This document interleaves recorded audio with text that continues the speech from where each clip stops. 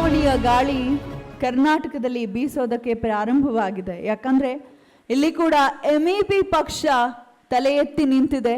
ಬಹಳ ಹೆಮ್ಮೆಯ ಸಂಗತಿ ಅಂತ ಹೇಳಿದ್ರೆ ನಮ್ಮ ಭಾರತದಲ್ಲಿ ಹೆಣ್ಣಿಗೆ ಬಹಳ ವಿಶಿಷ್ಟವಾದ ಸ್ಥಾನವನ್ನ ನಾವು ಕೊಟ್ಟಿದ್ದೇವೆ. ಅದರಲ್ಲೂ ಓರ್ವ ಮಹಿಳೆ ಸ್ಥಾಪಿಸಿರುವಂತಹ ಪಕ್ಷ ಅನ್ನೋ ಒಂದು ಹೆಮ್ಮೆ ಇದೆ ನಮ್ಮೆಲ್ಲರಿಗೂ ಕೂಡ. ಮಹಿಳೆಯರ ಆಶಾ ಕಿರಣ, ಯೂತ್ ಐಕಾನ್ ಅಂತ ಹೇಳಿದ್ರು ಕೂಡ ತಪ್ಪಾಗ್ಲಿಕ್ಕಿಲ್ಲ. ಡಾಕ್ಟರ್ ನೌಹಿರಾ ಶೇಖ್ ಅವ್ರಿಗೆ ಜೋರಾದ ಚಪ್ಪಾಳೆ ಬರಲಿ. ರಾಜಕಾರಣದಲ್ಲಿ ನಿಜಕ್ಕೂ ಅವ್ರ ಹೆಸರಲ್ಲೇ ಶೇಖ್ ಇದೆ. ರಾಜಕೀಯ ರಂಗಕ್ಕೆ ಪ್ರವೇಶ ಮಾಡಿ ಒಂದು ದೊಡ್ಡ ಸಂಚಲನ, ಅದೇ ಲೆಟ್ ಹರ್ ಶೇಕ್ ಅಂತ ಹೇಳೋಣ, ಒಂದು ದೊಡ್ಡ ಸಂಚಲನವನ್ನ ಉಂಟು ಮಾಡಲಿ ಅಂತ ಹಾರೈಸ್ತಾ ಉತ್ತಮ ರಾಷ್ಟ್ರ ನಿರ್ಮಾಣಕ್ಕಾಗಿ ಹೊಸ ರಾಷ್ಟ್ರೀಯ ಪಕ್ಷವನ್ನ ಸ್ಥಾಪಿಸಿ ಜಾತಿ ಧರ್ಮ ಭೇದವಿಲ್ಲದ ಮಹಿಳಾ ಸಬಲೀಕರಣ ಉದ್ದೇಶಿತ ಪಕ್ಷ ಎನ್ಸ್ಕೊಳ್ಳಿಕ್ಕೆ ಮುಂದಾಗ್ತಿರುವಂತಹ ಕರ್ನಾಟಕದ ಸಮಗ್ರ ಅಭಿವೃದ್ಧಿಗಾಗಿ ಸಿದ್ಧಪಡಿಸಿದ್ದಾರೆ ಒಂದು ಹೊಸ ರೂಪುರೇಷೆಯನ್ನ. ಮಹಿಳೆಯರಿಗಾಗಿ ಮಾತ್ರವಲ್ಲ ಎಲ್ಲರಿಗಾಗಿ ಸ್ಥಾಪಿತವಾಗಿರುವಂತಹ MEP, that is all India ಮಹಿಳಾ ಎಂಪವರ್ಮೆಂಟ್ ಪಾರ್ಟಿಯ ಕರ್ನಾಟಕದಲ್ಲಿ ಜರುಗುತ್ತಿರುವಂತಹ ಕಾರ್ಯಕರ್ತರ ಸಭೆಗೆ ಆಗಮಿಸಿರುವಂತಹ ಎಲ್ಲ ನನ್ನ ಪ್ರೀತಿಯ ಕಾರ್ಯಕರ್ತ ಬಂಧುಗಳಿಗೆ ಜೋರಾದ ಚಪ್ಪಾಳಿಯನ್ನು ಹೊಡೆಯುವ ಮುಖೇನ ಪ್ರೀತಿಪೂರ್ವಕ ಸ್ವಾಗತ ಅಂತ ನಾನು ಕೋರ್ತಾ ಇದ್ದೇನೆ. ಹಾಗೆ ವೇದಿಕೆ ಮೇಲಿರುವಂತಹ ಸಮಸ್ತ ಗಣ್ಯರಿಗೂ ಕೂಡ ಡಾಕ್ಟರ್ ನೌಹಿರಾ ಶೇಖ್ ರವರ ಆದಿಯಾಗಿ ಎಲ್ಲರಿಗೂ ಹೃತ್ಪೂರ್ವಕ ಸ್ವಾಗತ ಸುಸ್ವಾಗತ ಎಂದೆನ್ನುತ್ತಾ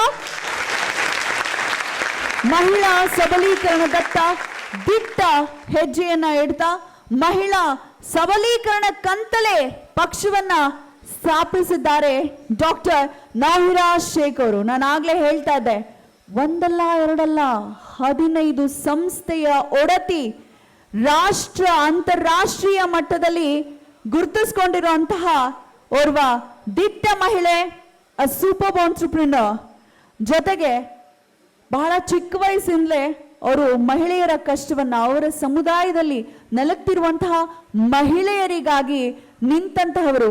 ಈಗ ಅದರಲ್ಲೂ ಮಹಿಳೆಯರಿಗಾಗಿಯೇ ಮೆಡಿಕಲ್ ಮತ್ತು ಇಂಜಿನಿಯರಿಂಗ್ ಕಾಲೇಜನ್ನ ಅವರು ಸ್ಥಾಪಿಸಿದ್ದಾರೆ ಹೈದರಾಬಾದ್ನಲ್ಲಿ ಮತ್ತು ತಿರುಪತಿಯಲ್ಲಿ. ಜೋರಾದ ಚಪ್ಪಾಳೆ ಬರಬೇಕು. ಯಾಕಂದ್ರೆ ಶಿಕ್ಷಣದಿಂದಲೇ ಒಂದು ಹೊಸ ಕ್ರಾಂತಿಯನ್ನ ಬರೀಲಿಕ್ಕೆ ನಾವು ಸಾಧ್ಯ ಅಂತ ಹೇಳ್ಬೋದು. 21st ಸೆಂಚುರಿಯಲ್ಲಿ ನಾವಿದ್ದೀವಿ. ಎಲ್ಲಾ ಕ್ಷೇತ್ರದಲ್ಲೂ ಹೆಣ್ಮಕ್ಳು ದಾಪುಗಾಲಿಡ್ತಾ ಇದ್ದಾರೆ. ಹಿಂದಿನ ಕಾಲ ಹೋಯ್ತು ಅಂತ ಅನ್ಕೊಂಡ್ರೆ ತಪ್ಪು. ಯಾಕಂದ್ರೆ ಈಗಲೂ ಕೂಡ ಕೆಲವು ಮಹಿಳೆಯರು ನಲುಗ್ತಾ ಇದ್ದಾರೆ ಹಲವಾರು ವಿಚಾರಗಳಿಂದ. ಅದು ನಿಜಕ್ಕೂ ವಿಷಾದನೀಯ ಅಂತ ಹೇಳ್ಬೋದು. ಆದ್ರೆ ನಮ್ಮ ಪಕ್ಷದ ಮೂಲ ಧ್ಯೇಯ ಯಾವ ಹೆಣ್ಣು ಕೂಡ ಕಣ್ಣೀರ್ ಹಾಕಬಾರ್ದು, ನಾವು ಅವರ ಪರ ನಿಲ್ತೇವೆ ಅಂತ ಹೇಳ್ತಾ ಮೂಡ್ ಬರ್ತಿರುವಂತಹ ನಮ್ಮ ಪಕ್ಷ ಈಗಾಗಲೇ ಉದ್ಘಾಟನೆಗೊಂಡಿದೆ. ಬಹಳ ಸಮರ್ಥವಾಗಿ ಕಾರ್ಯವನ್ನ ಕೂಡ ನಾವು ಮಾಡ್ತಾ ಇದ್ದೇವೆ. ಮಹಿಳಾ ಸಬಲೀಕರಣಕ್ಕಾಗಿ ತಮ್ಮ ಜೀವನವನ್ನೇ ಮುಡುಪಾಗಿಟ್ಟಿರುವಂತಹ ಧೀರ ದಿಟ್ಟ ಮಹಿಳೆ. ಪ್ರತಿಯೊಂದು ಕ್ಷೇತ್ರದಲ್ಲೂ ಮಹಿಳೆಯರನ್ನ ಬಲಿಷ್ಠಗೊಳಿಸಬೇಕನ್ನೋದೇ ಇವರ ಮೂಲ ಧ್ಯೇಯ. ಈ ಗುರಿ ಸಾಧನೆಗಾಗಿ ಆಲ್ ಇಂಡಿಯಾ ಎಂಪವರ್ಮೆಂಟ್ ಪಾರ್ಟಿಯನ್ನ ಸ್ಥಾಪಿಸಿದ್ದಾರೆ. ಬರೀ ಮಹಿಳೆಯರನ್ನಷ್ಟೇ ಧ್ಯೇಯವಾಗಿರಿಸಿಕೊಂಡಿಲ್ಲ, ಎಲ್ಲರಿಗಾಗಿ ಎಲ್ಲರಿಗೋಸ್ಕರ ಒಂದು ವಿನೂತನವಾದ ಪ್ರಯತ್ನವನ್ನ ಮಾಡ್ತಿದ್ದಾರೆ. ನನ್ನ ಕಾರ್ಯಕ್ರಮದ ಪ್ರಾರಂಭದಲ್ಲೂ ಹೇಳ್ತಾ ಇದ್ದೆ, ಎಲ್ಲ ಸಮುದಾಯದಲ್ಲೂ ಅದರದೇ ಆದ ಒಂದು ಮಿತಿ ಇರುತ್ತೆ. ಆದರೆ ಮುಸಲ್ಮಾನ್ ಸಮುದಾಯದಲ್ಲಿ ಹೆಣ್ಮಕ್ಳು ಇನ್ನೂ ಕೂಡ ಎಷ್ಟೋ ಜನ ಶಿಕ್ಷಣದಿಂದ ವಂಚಿತರಾಗ್ತಿರುವಂತಹ ಈ ಸಂದರ್ಭದಲ್ಲಿ ಓರ್ವ ಮುಸಲ್ಮಾನ್ ಮಹಿಳೆ ಅಂತಾರಾಷ್ಟ್ರೀಯ ಮಟ್ಟದಲ್ಲಿ ಈಸ್ಟರ್ನ್ ನಲ್ಲಿ ಟಾಪ್ 100 ಎಂಟ್ರಪ್ರಿನರ್ಸ್ ಅಲ್ಲಿ ಅವರು ಕೂಡ ಒಬ್ರು ಅಂತ ಹೇಳಿದ್ರೆ ಎಷ್ಟು ಹೆಮ್ಮೆಯ ಸಂಗತಿ, ಹೌದಲ್ವೇ? ಅವ್ರಿಗೆ ಭಗವಂತ ಒಳ್ಳೇದ್ ಮಾಡ್ಲಿ, ಆ ಅಲ್ಲಾನ ಕೃಪೆ ಸದಾ ಅವ್ರ ಮೇಲೆ ಇರ್ಲಿ ಅಂತ ಹಾರೈಸ್ತಾ ಈಗ ಮೊದಲಿಗೆ ನಮ್ಮೆಲ್ಲರನ್ನ ಉದ್ದೇಶಿಸಿ ಮಾತಾಡ್ಲಿಕ್ಕಾಗಿ ನಾನು ಬರ್ಮಾಡ್ಕೊಳ್ತಾ ಇದ್ದೇನೆ ಕರ್ನಾಟಕ ರಾಜ್ಯ ವಕ್ತಾರರಾದಂತಹ CM ಶಬಾಸ್ ಖಾನ್ ರವರನ್ನ. ಆದ್ರೆ ಅದಕ್ಕೂ ಮುನ್ನ ವಿಶಿಷ್ಟ ರೀತಿಯಲ್ಲಿ ಕಾರ್ಯಕ್ರಮದ ಉದ್ಘಾಟನೆಯನ್ನ ನಾವು ನೆರವೇರಿಸಲಿದ್ದೇವೆ. ಪರಿಸರ ಸಂರಕ್ಷಣೆ ನಮ್ಮೆಲ್ಲರ ಹೊಣೆ ಅಂತ ತಿಳಿಸೋ ಮುಖೇನ ದಯವಿಟ್ಟು ಮುಂದಿರುವಂತಹ ಆ ಸಸಿಗೆ ನೀರೆರಿಯೋ ಮುಖೇನ ಇನಾಗ್ರೇಷನ್ ಮಾಡಬೇಕಾಗಿ ಕೋರ್ಕೊಳ್ತಾ ಇದ್ದೇನೆ. I kindly request the dignitaries on stage to please come forward and pour water to the plant and inaugural the event. ಕಾರ್ಯಕ್ರಮದ ಮುಖ್ಯ ಕೇಂದ್ರ ಬಿಂದು ಡಾಕ್ಟರ್ ನೌಹಿರಾ ಶೇಖ್ ಅವರು, ಹಾಗೆ ವೇದಿಕೆಯಲ್ಲಿರುವಂತಹ ಗಣ್ಯರು. ಬಹುಶಃ ನಾವಿದನ್ನ ನಮ್ಮ ಪಕ್ಷ ಅಂತ ಬಿಂಬಿಸಿದ್ರೆ MEP ಅನ್ನೋದು ಈಗ ಪುಟ್ಟ ಸಸಿ ಅಷ್ಟೇ, ದೊಡ್ಡ ಹೆಮ್ಮರವಾಗಿ ಬೆಳೀಲಿ ಅಂತ ಹಾರೈಸ್ತೇವೆ. ಶುಭವಾಗ್ಲಿ, ಒಳ್ಳೆ ಕೆಲಸಕ್ಕೆ ಭಗವಂತನ ಆಶೀರ್ವಾದ ಖಂಡಿತ ಇರುತ್ತೆ ಅಂತ ಹೇಳ್ತಾ ಬರ್ಮಾಡ್ಕೊಳ್ತಾ ಇದ್ದಾನೆ ಕರ್ನಾಟಕ ರಾಜ್ಯ ವಕ್ತಾರರು ನಮ್ಮ MEP ಪಕ್ಷದ CM ಶಬಾಸ್ ಖಾನ್ ಅವರನ್ನ ಬರ್ಮಾಡ್ಕೊಳ್ತಾ ಇದ್ದಾನೆ ನಮ್ಮೆಲ್ಲರನ್ನ ಉದ್ದೇಶಿಸಿ ಮಾತನಾಡ್ಲಿಕ್ಕಾಗಿ, ಪ್ರಾಸ್ತಾವಿಕ ನುಡಿಗಳನ್ನ ಆಡ್ಲಿಕ್ಕಾಗಿ. ಅಸ್ಸಲಾಮು ಅಲೈಕುಂ ರಹಮತುಲ್ಲಾಹಿ ವಬರಕಾತುಹು. ಎಲ್ರಿಗೂ ನಮಸ್ಕಾರ.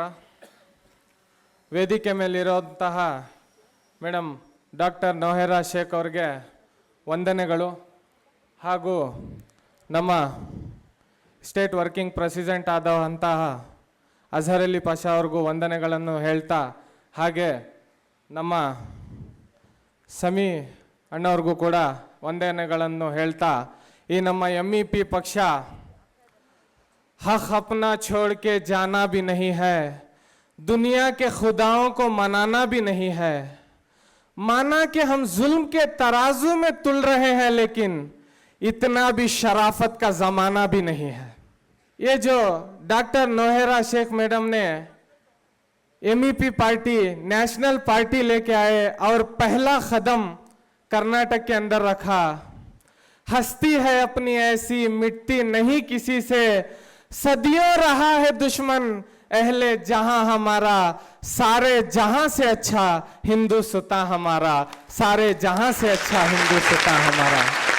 इस हिंदुस्तान की सरजमीन पर सबसे पहले इंडियन कॉन्स्टिट्यूशन जब से बना, अगर कोई बेगम एजाज रसूल के बाद कोई महिला ने हिंदुस्तान के लिए कुछ किया, अरुणिमा सिन्हा के बाद में कुछ किया, तो वो हमारे डॉक्टर नौहिरा शेख मैडम है कहने के लिए मैं पसंद करूंगा. ಇಲ್ಲಿ ಕೂತಿರುವಂತ ಎಲ್ಲರಿಗೂ ಕೂಡ ನಾನು ಏನು ಹೇಳಕ್ ಇಷ್ಟಪಡ್ತೀನಿ ಅಂತ ಹೇಳಿದ್ರೆ, ಇದು ನಮ್ಮ ಮೊದಲ ಹೆಜ್ಜೆ ಕರ್ನಾಟಕದಲ್ಲಿ ನಾವು ನಿಂತಿರೋದು. 224 ಕಾನ್ಸ್ಟಿಟ್ಯೂನ್ಸಿಲೂ ಕೂಡ ನಾವು ಕ್ಯಾಂಡಿಡೇಟ್ಗಳನ್ನ ನಿಲ್ಲಿಸ್ತೀವಿ, ಅವರನ್ನ ಗೆಲ್ಲಿಸ್ಕೊಂಡ್ ಬರ್ತೀವಿ ಅಂತ ಒಂದು ಅಪಾರ ಭರವಸೆಯನ್ನ ಇಟ್ಕೊಂಡು ನಾವು ಈ ನಮ್ಮ ಕರ್ನಾಟಕಕ್ಕೆ ಹೆಜ್ಜೆಯನ್ನು ಇಟ್ಟಿದ್ದೀವಿ. ಈ ಕರ್ನಾಟಕಗೋಸ್ಕರ ಗಂಗಾ ಚೌಡ ಚಾಲುಕ್ಯ ರಾಷ್ಟ್ರಕೂಟ ಹಕ್ಕ ಬುಕ್ಕ ಗಂಡುಗಲಿ ರಾಮ ಕೆಂಪೇಗೌಡ ಹೈದರಲಿ ಟಿಪ್ಪು ಪುಲಕೇಶಿ ನುಪ್ಪು ತುಂಗ ಶಾತವಾದ ಅತ್ತಿಮಾಬೇದ್ ಚಂದ್ರಗುಪ್ತ ನಾಯಕ ಬೆಲವಡಿ ಮಲ್ಲಮ್ಮ ಕುವೆಂಪು ಕಾರನ್ ಕಾರ್ನಾಳ್ ಕಂಬಾನ್ ಅನಂತ ಮೂರ್ತಿ ಗೋಕರ ಶರಣರ ದಾಸರ ಸಂತರ ಮನಿಯರ ಜನಪದರ ಜನಸಾಮಾನ್ಯರ ಹೆಮ್ಮೆಯ ನಾಡು ನುಡಿ ಕನ್ನಡ ಕನ್ನಡ ಕನ್ನಡ ಅಂತ ಹೇಳಕ್ಕೆ ಇಷ್ಟಪಡ್ತೀನಿ ಸ್ನೇಹಿತರೆ. ಒಬ್ಬ ಮಹಿಳೆ ಡಾಕ್ಟರ್ ನೌಹಿರಾ ಶೇಖ್ ಮೇಡಮ್ ಅವರು, ಇದು ಪೊಲಿಟಿಕ್ಸ್ ಅಂದ್ರೇನೆ ಇಷ್ಟ ಆಗಲ್ಲ ಯಾರಿಗೂ, ಅಂಥದ್ರಲ್ಲಿ ಸೇಫ್ ಅಂಡ್ ಕ್ಲೀನ್ ಪೊಲಿಟಿಕ್ಸ್ ಮಾಡ್ತೀನಿ, ಎಲ್ಲರಿಗೂ ಜೊತೆಗೆ ತಗೊಂಡು ನಡೀತೀನಿ, ನಾನು ಒಂದು ಒಳ್ಳೆ ಸಮಾಜವನ್ನು ಕಟ್ತೀನಿ, ಸೆಕ್ಯುಲರಿಸಮ್ ಇಂದ ಬಾಳ್ತೀನಿ ಅಂತ ಇವರು ಇಲ್ಲಿ ಬಂದು ಮೊದಲ ಹೆಜ್ಜೆ ಇಟ್ಟಿರೋದು ನಮ್ಗೆಲ್ಲರಿಗೂ ಕೂಡ ಹೆಮ್ಮೆಯ ವಿಷಯ ಅಂತ ಹೇಳಕ್ ಇಷ್ಟಪಡ್ತೀನಿ ಸ್ನೇಹಿತರೆ. ಈ ನಮ್ಮ ಕರ್ನಾಟಕಗೋಸ್ಕರ ಸಾವಿರಾರು ಜನ ಸಾವಿರಾರು ಮಂದಿ ಪ್ರತಿ ಒಬ್ರು ಕೂಡ ಕರ್ನಾಟಕ ಅಂತ ಹೇಳಿದ್ರೆ ನಮ್ಗೆ ಹೆಮ್ಮೆ ಆಗ್ತದೆ. ಇಂಥ ಹೆಮ್ಮೆ ನಾಡಲ್ಲಿ ನಮ್ಗೆ ಫಸ್ಟ್ ಆಫ್ ಆಲ್ ಒಂದು ಎಜುಕೇಶನ್ ಇದೆಯಲ್ಲ, ಆ ಎಜುಕೇಶನ್ ನಮ್ಗೆ ಸಿಗ್ತಾ ಇಲ್ಲ. ಅಂಥದ್ರಲ್ಲಿ ನಮ್ಗೆ ಓದಿಸ್ತಾರಲ್ಲ ಟೀಚರ್ಸು, ನಾವು ಕೇವಲ ಟೀಚರ್ಸ್ ಡೇ ಮಾಡೋದ್ರಿಂದ ನಾವು ಮೇಲ್ ಬರ್ತೀವಿ, ನಾವು ಒಳ್ಳೆ ಅವ್ರಾಗ್ತೀವಿ ಅಂತ ಆಗಕ್ಕಾಗಲ್ಲ. ಅಂತ ಟೀಚರ್ಸ್ಗೋಸ್ಕರ ನಮ್ಮ ಮೇಡಮ್ ಅವರು ಏನೇನು ಕಾರ್ಯಗಳನ್ನು ಮಾಡ್ತೀವಿ, ಹಾಗೆ ಕರ್ನಾಟಕದಲ್ಲಿ free education free of cost 30,000 40,000 ನಮ್ಗೆ ಕಟ್ಟೋದೇನು ಬಂದಿಲ್ಲ. ಆ ಥರ ಇದು ನಮ್ಮ ಫಂಡಮೆಂಟಲ್ ರೈಟ್ಸು, ನಾವು ಹೋರಾಡಿ ತಗೊಳ್ಳೋ ಅಂತ ಸಮಯ ಬಂದಿದೆ. ಅದಕ್ಕೆ ನಾನು ಡಾಕ್ಟರ್ ನೌಹಿರಾ ಶೇಖ್ ಮೇಡಮ್ ಅವ್ರಿಗೆ ಹೇಳ್ತೀನಿ, ನಿಮ್ಮ ಜೊತೆ ಇಡೀ ಕರ್ನಾಟಕ ನಿಂತಿದೆ ಇವತ್ತು, ಒಬ್ರಲ್ಲ ಇಬ್ರಲ್ಲ, ಇಡೀ ಕರ್ನಾಟಕ ನಿಮ್ಗೆ ಸ್ಪಂದಿಸಿದೆ, ಇಡೀ ಕರ್ನಾಟಕದಲ್ಲಿ ನಮ್ಗೆ ಬೆಲೆ ಇದೆ. ಇದು MEP ಪಕ್ಷ ಮಹಿಳಾ ಎಂಪವರ್ಮೆಂಟ್ ಪಾರ್ಟಿ ಅಲ್ಲ, ಇದರಲ್ಲಿ ನಾವು ಕೂಡ ಭಾಗವಹಿಸಿ ನಾವು ಕೂಡ ಇಂಪ್ರೂವ್ ಆದಂತಹ ಪಕ್ಷ ಅಂತ ಬಂದಿದೆ ಅಂತ ಹೇಳಕ್ ಇಷ್ಟಪಡ್ತೀನಿ. ಇವತ್ತೇನಾಗಿದೆ, ನಾವೆಲ್ಲ ಒಂದು ಹೊತ್ತು ಅನ್ನಕ್ಕೋಸ್ಕರ ನಾವು ನರಳ್ತಾ ಇದ್ದೀವಿ. ಹೋಗಿದ್ರೆ ಝೋಪಡಿಗಳು 50 ವರ್ಷದಿಂದ ಹಂಗೆ ಝೋಪಡಿಗಳಿದಾವೆ. ಅದು ಯಾವತ್ತೂ ಮನೆ ಆಗಿಲ್ಲ, ಅದು ಯಾವತ್ತೂ ಬಿಲ್ಡಿಂಗ್ ಆಗಿಲ್ಲ. ಯಾರು ಬಡ ಕೂಡ, ಒಬ್ಬ ಆಟೋ ಡ್ರೈವರು ಕೂಡ ಆಟೋ ಓಡಿಸಿ ಸಾಯಂಕಾಲ 500 ರೂಪಾಯಿ ಅವ್ನು ದುಡಿತಾನೋ ಇಲ್ವೋ ಗೊತ್ತಿಲ್ಲ, 30,000 ಇಂದ 40,000 ರುಪೀಸು ಅವನ ಮಗುಗೆ ಡಾಕ್ಟರ್ ಮಾಡಕ್ಕೆ, ಇಂಜಿನಿಯರ್ ಮಾಡಕ್ಕೆ ಗೋಸ್ಕರ ಸ್ಕೂಲ್ಗಳಿಗೆ ಕಟ್ಟಿಸ್ತಾನಲ್ಲ. ಫಸ್ಟ್ ಆಫ್ ಆಲ್ ನಾನು ಆ ದುಡ್ಡನ್ನೇ ಮುಕ್ತಾಯ ಮಾಡ್ತೀನಿ, ಆ ದುಡ್ಡೇ ಮನ್ನಾ ಮಾಡ್ತೀನಿ ಅಂತ ನಿಂತಿಡೋದು ನಮ್ಮ ಡಾಕ್ಟರ್ ನೊಹೇರಾ ಶೇಖ್ ಮೇಡಮ್ ಅವರು ದೊಡ್ಡ ಹೆಮ್ಮೆಯ ವಿಷಯ ಅಂತ ಹೇಳಕ್ ಇಷ್ಟಪಡ್ತೀನಿ ಸ್ನೇಹಿತರೆ. ಇದು ನಮ್ಮ ಇಂಡಿಯಾ 70 ವರ್ಷ ಹೆಚ್ಚು ಕಮ್ಮಿ ಕಾಲದಿಂದನೂ ಕೂಡ ನಾವು ಒಂದು ಬಡತನದಲ್ಲಿ ಬಾಳ್ತಾ ಇದ್ದೀವಿ. ನಮ್ಮ ಕರ್ನಾಟಕದಲ್ಲೂ ಕೂಡ ಪ್ರತಿಯೊಂದು ಇದೆ, ಆದ್ರೆ ನಮ್ಮ ಬಡತನ ಹೋಗ್ಲಿಲ್ಲ, ನಾವು ಇಂಪ್ರೂವ್ ಆಗ್ಲಿಲ್ಲ. ಯಾವಾಗ ಆ ಸಮಯ ಬರ್ತದೆ, ಯಾವಾಗ ಬರುತ್ತೆ, ನಮಗೋಸ್ಕರ ನಮ್ಮ ಫಂಡಮೆಂಟಲ್ ರೈಟ್ಸ್ಗೋಸ್ಕರ ಹೋರಾಡಿ ನಾನು ನಿಮ್ಗೆ ನ್ಯಾಯ ಕೊಡಿಸ್ತೀನಿ ಅಂತ ಯಾರು ಮುಂದೆ ಬರ್ತಾರೆ? ಅಂಥದ್ರಲ್ಲಿ ನಮಗೆ ನೊಹೇರಾ ಶೇಖ್ ಮೇಡಮ್ ಬಂದಿರೋದು ತುಂಬಾ ಹೆಮ್ಮೆಯ ವಿಷಯ ಅಂತ ಹೇಳಕ್ ನನ್ಗೆ ಇಷ್ಟಪಡ್ತೀನಿ. ಯಾಕಂದ್ರೆ ಒಬ್ಬ ಮಹಿಳೆ ಆದ್ರೂ ಕೂಡ ಅವ್ರ ಮನ್ಸಿದೆಯಲ್ಲ, ಅದು ಎಷ್ಟು ಹೇಳಿದ್ರು ಕಮ್ಮಿ ಅವ್ರ ಬಗ್ಗೆ. ಯಾಕಂತ ಹೇಳಿದ್ರೆ ಈಗಿನ ಕಾಲದಲ್ಲಿ ನಾವು ಕೇವಲ ರೌಡಿಸಮ್ ಮಾಡ್ಕೊಂಡ್ರೆ ತಿರ್ಗಿದ್ರೆ ನಮ್ಗೆ ಆಗಲ್ಲ. ನಾವು ಇವತ್ತು ಬದುಕಿರೋವಾಗ್ಲೇ ಅಲ್ಲ, ಸತ್ರು ಕೂಡ ನಾಳೆ ನಮ್ಮನ್ನ ನೆನೆಸ್ಕೊಬೇಕು ಅಂತ ಇಂತಹ ಕೆಲಸ ಮಾಡಕ್ ಬಂದಿರೋದು ದೊಡ್ಡ ಹೆಮ್ಮೆಯ ವಿಷಯ. ಇದು ಮಹಿಳಾ ಇಂಪ್ರೂವ್ಮೆಂಟ್ ಪಾರ್ಟಿ ಇವತ್ತು ಮಹಿಳೆಯರಿಗೋಸ್ಕರ ಇವತ್ತು ಒಂದು ಸೇಫ್ ಇಲ್ಲ. ನಮ್ಮ ತಂಗಿದಿರೇ ಕೂಡ ಆಚೆ ಹೋಗಕ್ಕೆ ಇವತ್ತು ಹೆದರ್ತಾರೆ. ನಾವು ಎಷ್ಟೆಷ್ಟು ದೊಡ್ಡದಲ್ಲಿ ಪಟ್ಟ ನಾವು ತಕೊಂಡು ಹಾಕೊಂಡು ಹೋದ್ರು ಏನ್ ಪ್ರಯೋಜನ? ನಮ್ಮ ತಂಗಿಗಳು ಹೆದರ್ತಾವೆ.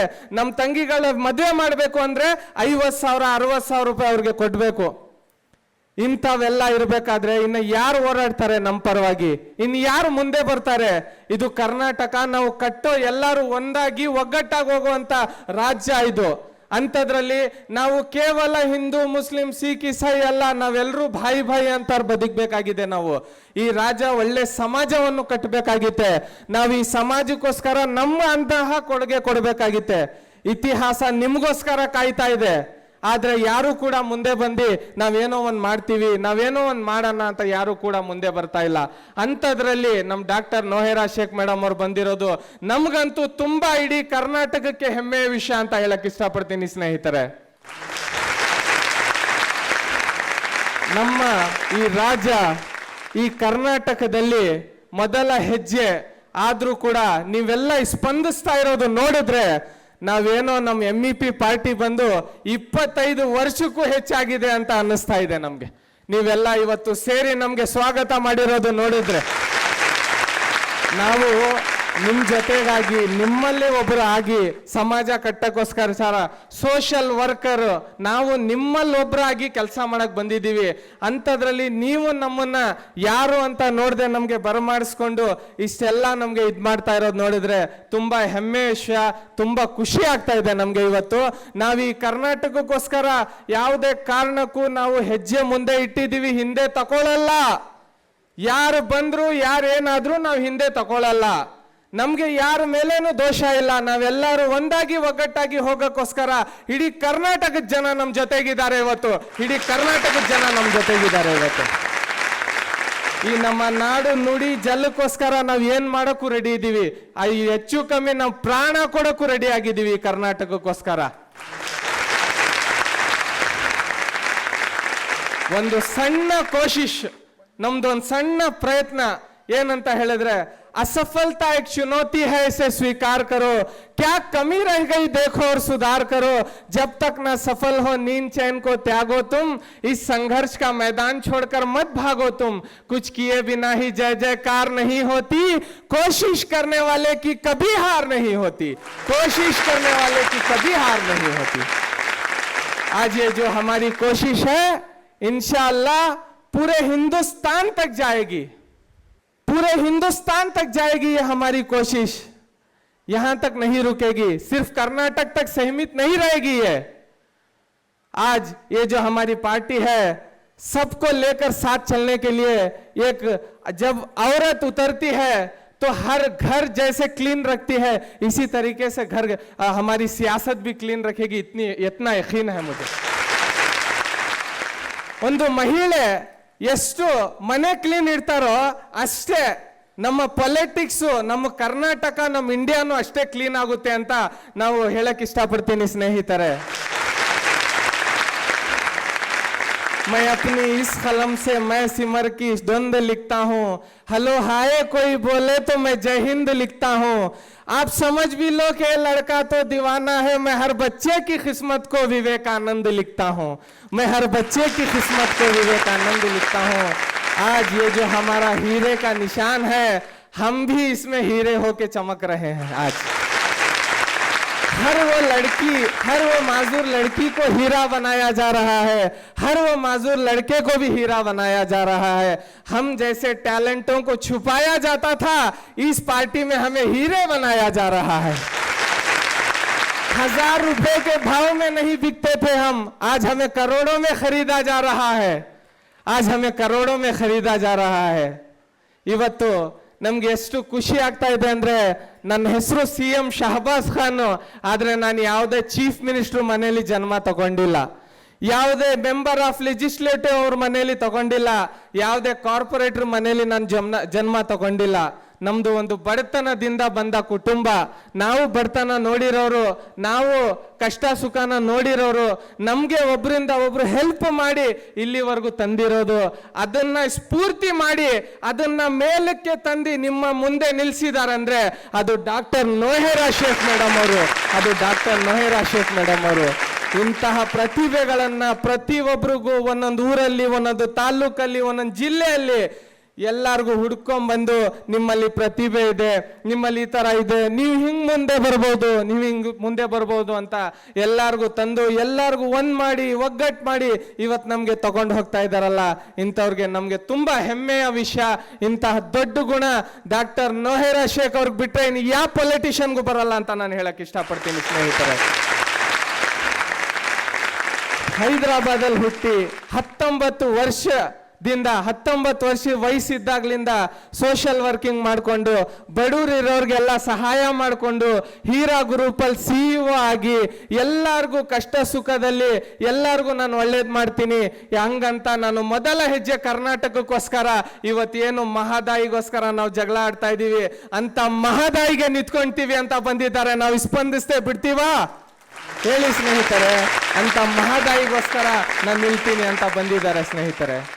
ಇಂತಹ ದೊಡ್ಡ ಗುಣ, ಇಂತಹ ದೊಡ್ಡ ವ್ಯಕ್ತಿ ಬೇಗಂ ಎಜಾಜ್ ರಸೂಲ್ ಅವ್ರು ಬಿಟ್ರೆ ಇನ್ನ ಸೆಕೆಂಡ್ ನಂಬರ್ ಅಲ್ಲಿ ನಮ್ಮ ಡಾಕ್ಟರ್ ನೋಹೇರಾ ಶೇಖ್ ಮೇಡಮ್ ಅವರು ಅಂತ ಹೇಳಕ್ ಇಷ್ಟಪಡ್ತೀನಿ ನಾನು। ಇಂಡಿಯನ್ ಕಾನ್ಸ್ಟಿಟ್ಯೂಷನ್ ಆಗಿ ಎಷ್ಟೋ ಕೆಲವು ವರ್ಷಗಳಾಗೋಯ್ತು, ಅಂಬೇಡ್ಕರ್, ಬಾಬಾ ಸಾಹೇಬ್ ಭೀಮ್ರಾವ್ ಅಂಬೇಡ್ಕರ್ ಅನ್ನು ಇಂಡಿಯನ್ ಕಾನ್ಸ್ಟಿಟ್ಯೂಷನ್ ಅವರು ಬರೆದ್ರು। ಇವತ್ತು ರಿಸರ್ವೇಶನ್ 2,500ಕ್ಕೂ ಹೆಚ್ಚು ಜಾಬ್ಗಳು ಖಾಲಿ ಇದೆ, ಆದ್ರೆ ಹೋಗಿ ನೋಡಿ BA B.Ed ಮಾಡಿರೋರು ಆಚೆ ಪಾಂಪ್ಲೆಟ್ ಹಂಚ್ತಾವ್ರೆ, ಯಾರಿಗ ಹೊಟ್ಟೆ ಹುರಿಯಲ್ಲ ನೀವೇ ಹೇಳಿ, ಪಾಂಪ್ಲೆಟ್ ಹಚ್ತಾವ್ರೆ, ಹೋಗ್ಬಿಟ್ಟು ಮೆಕ್ಡಾನಲ್ಸ್ ಪಾಂಪ್ಲೆಟ್ ನ T-ಶರ್ಟ್ ಇದು ಹಾಕೊಂಡು ಹಂಚ್ತಾವ್ರೆ। ಇಂಥವ್ರಿಗೆ ಯಾರು ಜಾಬ್ ಕೊಡ್ತಾರೆ? ಆಗಿನ ಕಾಲದಲ್ಲಿ SLC ಆಗಿದ್ರೆ ಟೀಚರ್ ಅಂತ ಇದ್ರು, ಇವತ್ತು ಪ್ರೈವೇಟ್ ಸ್ಕೂಲ್ಗಳು ಯಾರ್ಯಾರಿಗೋ ಟೀಚರ್ ಮಾಡಿ ಎಜುಕೇಶನ್ ಅನ್ನೇ ಹಾಳು ಮಾಡಿಕ್ಕಿದ್ದಾರೆ। ಇಂಥವ್ರಿಗೆ ಯಾರು ಕೇಳ್ತಾರೆ ಸ್ನೇಹಿತರೆ? ಇಂಥದ್ದೆಲ್ಲ ಇರಬೇಕಾದ್ರೆ ಒಂದು ಹೆಮ್ಮೆಯದಿಂದ ಹೇಳ್ಬೋದು, ಇವರು ನಮ್ಮ ಮುಂದೆ ಬಂದು ಇವ್ರಿಗೆ ಎಲ್ಲ ನಮಗೆ ಸ್ಪಂದಿಸಿ ಇಷ್ಟೆಲ್ಲ ಒಳ್ಳೆ ಕೆಲಸ ಮಾಡಿದ್ದಾರೆ, ಒಳ್ಳೆ ಕಾರ್ಯ ಮಾಡಿದ್ದಾರೆ ಅಂತ ಹೇಳಕ್ಕೆ ಇಲ್ಲೆಲ್ಲ ಕೂತಿದ್ದೀರಲ್ಲ, ನೀವೇ ಸಾಕು, ಈ ಕಾರಣಕ್ಕೆ ನೀವೇ ಸಾಕು। ಇಷ್ಟು ಜನ ನಾವು ನಿಮ್ಮ ಜೊತೆಗಿದ್ದೀವಿ, ನಿಮ್ಮ ಸಪೋರ್ಟಿಗಿದ್ದೀವಿ। ಮೈಸೂರಲ್ಲಿ ಸ್ಪಂದಿಸಿದ್ರು ನಮ್ಮೆಲ್ಲರೂ, ನಮ್ಮ MEP ಪಾರ್ಟಿಗೋಸ್ಕರ ಇಡೀ ಕರ್ನಾಟಕ ಜೊತೆಗೆ ನಿಂತಿದೆ। ಯಾಕೆ ಹೇಳಿ? ಎಲ್ಲ ನಾವು ಕೇವಲ ಹೆಣ್ಮಕ್ಳು ನಡೆಸ್ತಾ ಇದ್ರೆ ಆಗ್ತಾ ಇರಲಿಲ್ಲ, ಡಾಕ್ಟರ್ ನೋಹೇರಾ ಶೇಖ್ ಮೇಡಮ್ ಅವರ ಸೋಷಿಯಲ್ ವರ್ಕಿಂಗ್ ಪ್ರತಿಯೊಬ್ರು ನೋಡಿದ್ದಾರೆ। ಹರ್ ಘರ್ MEP, ಘರ್ ಘರ್ MEP ಆಗುತ್ತೆ।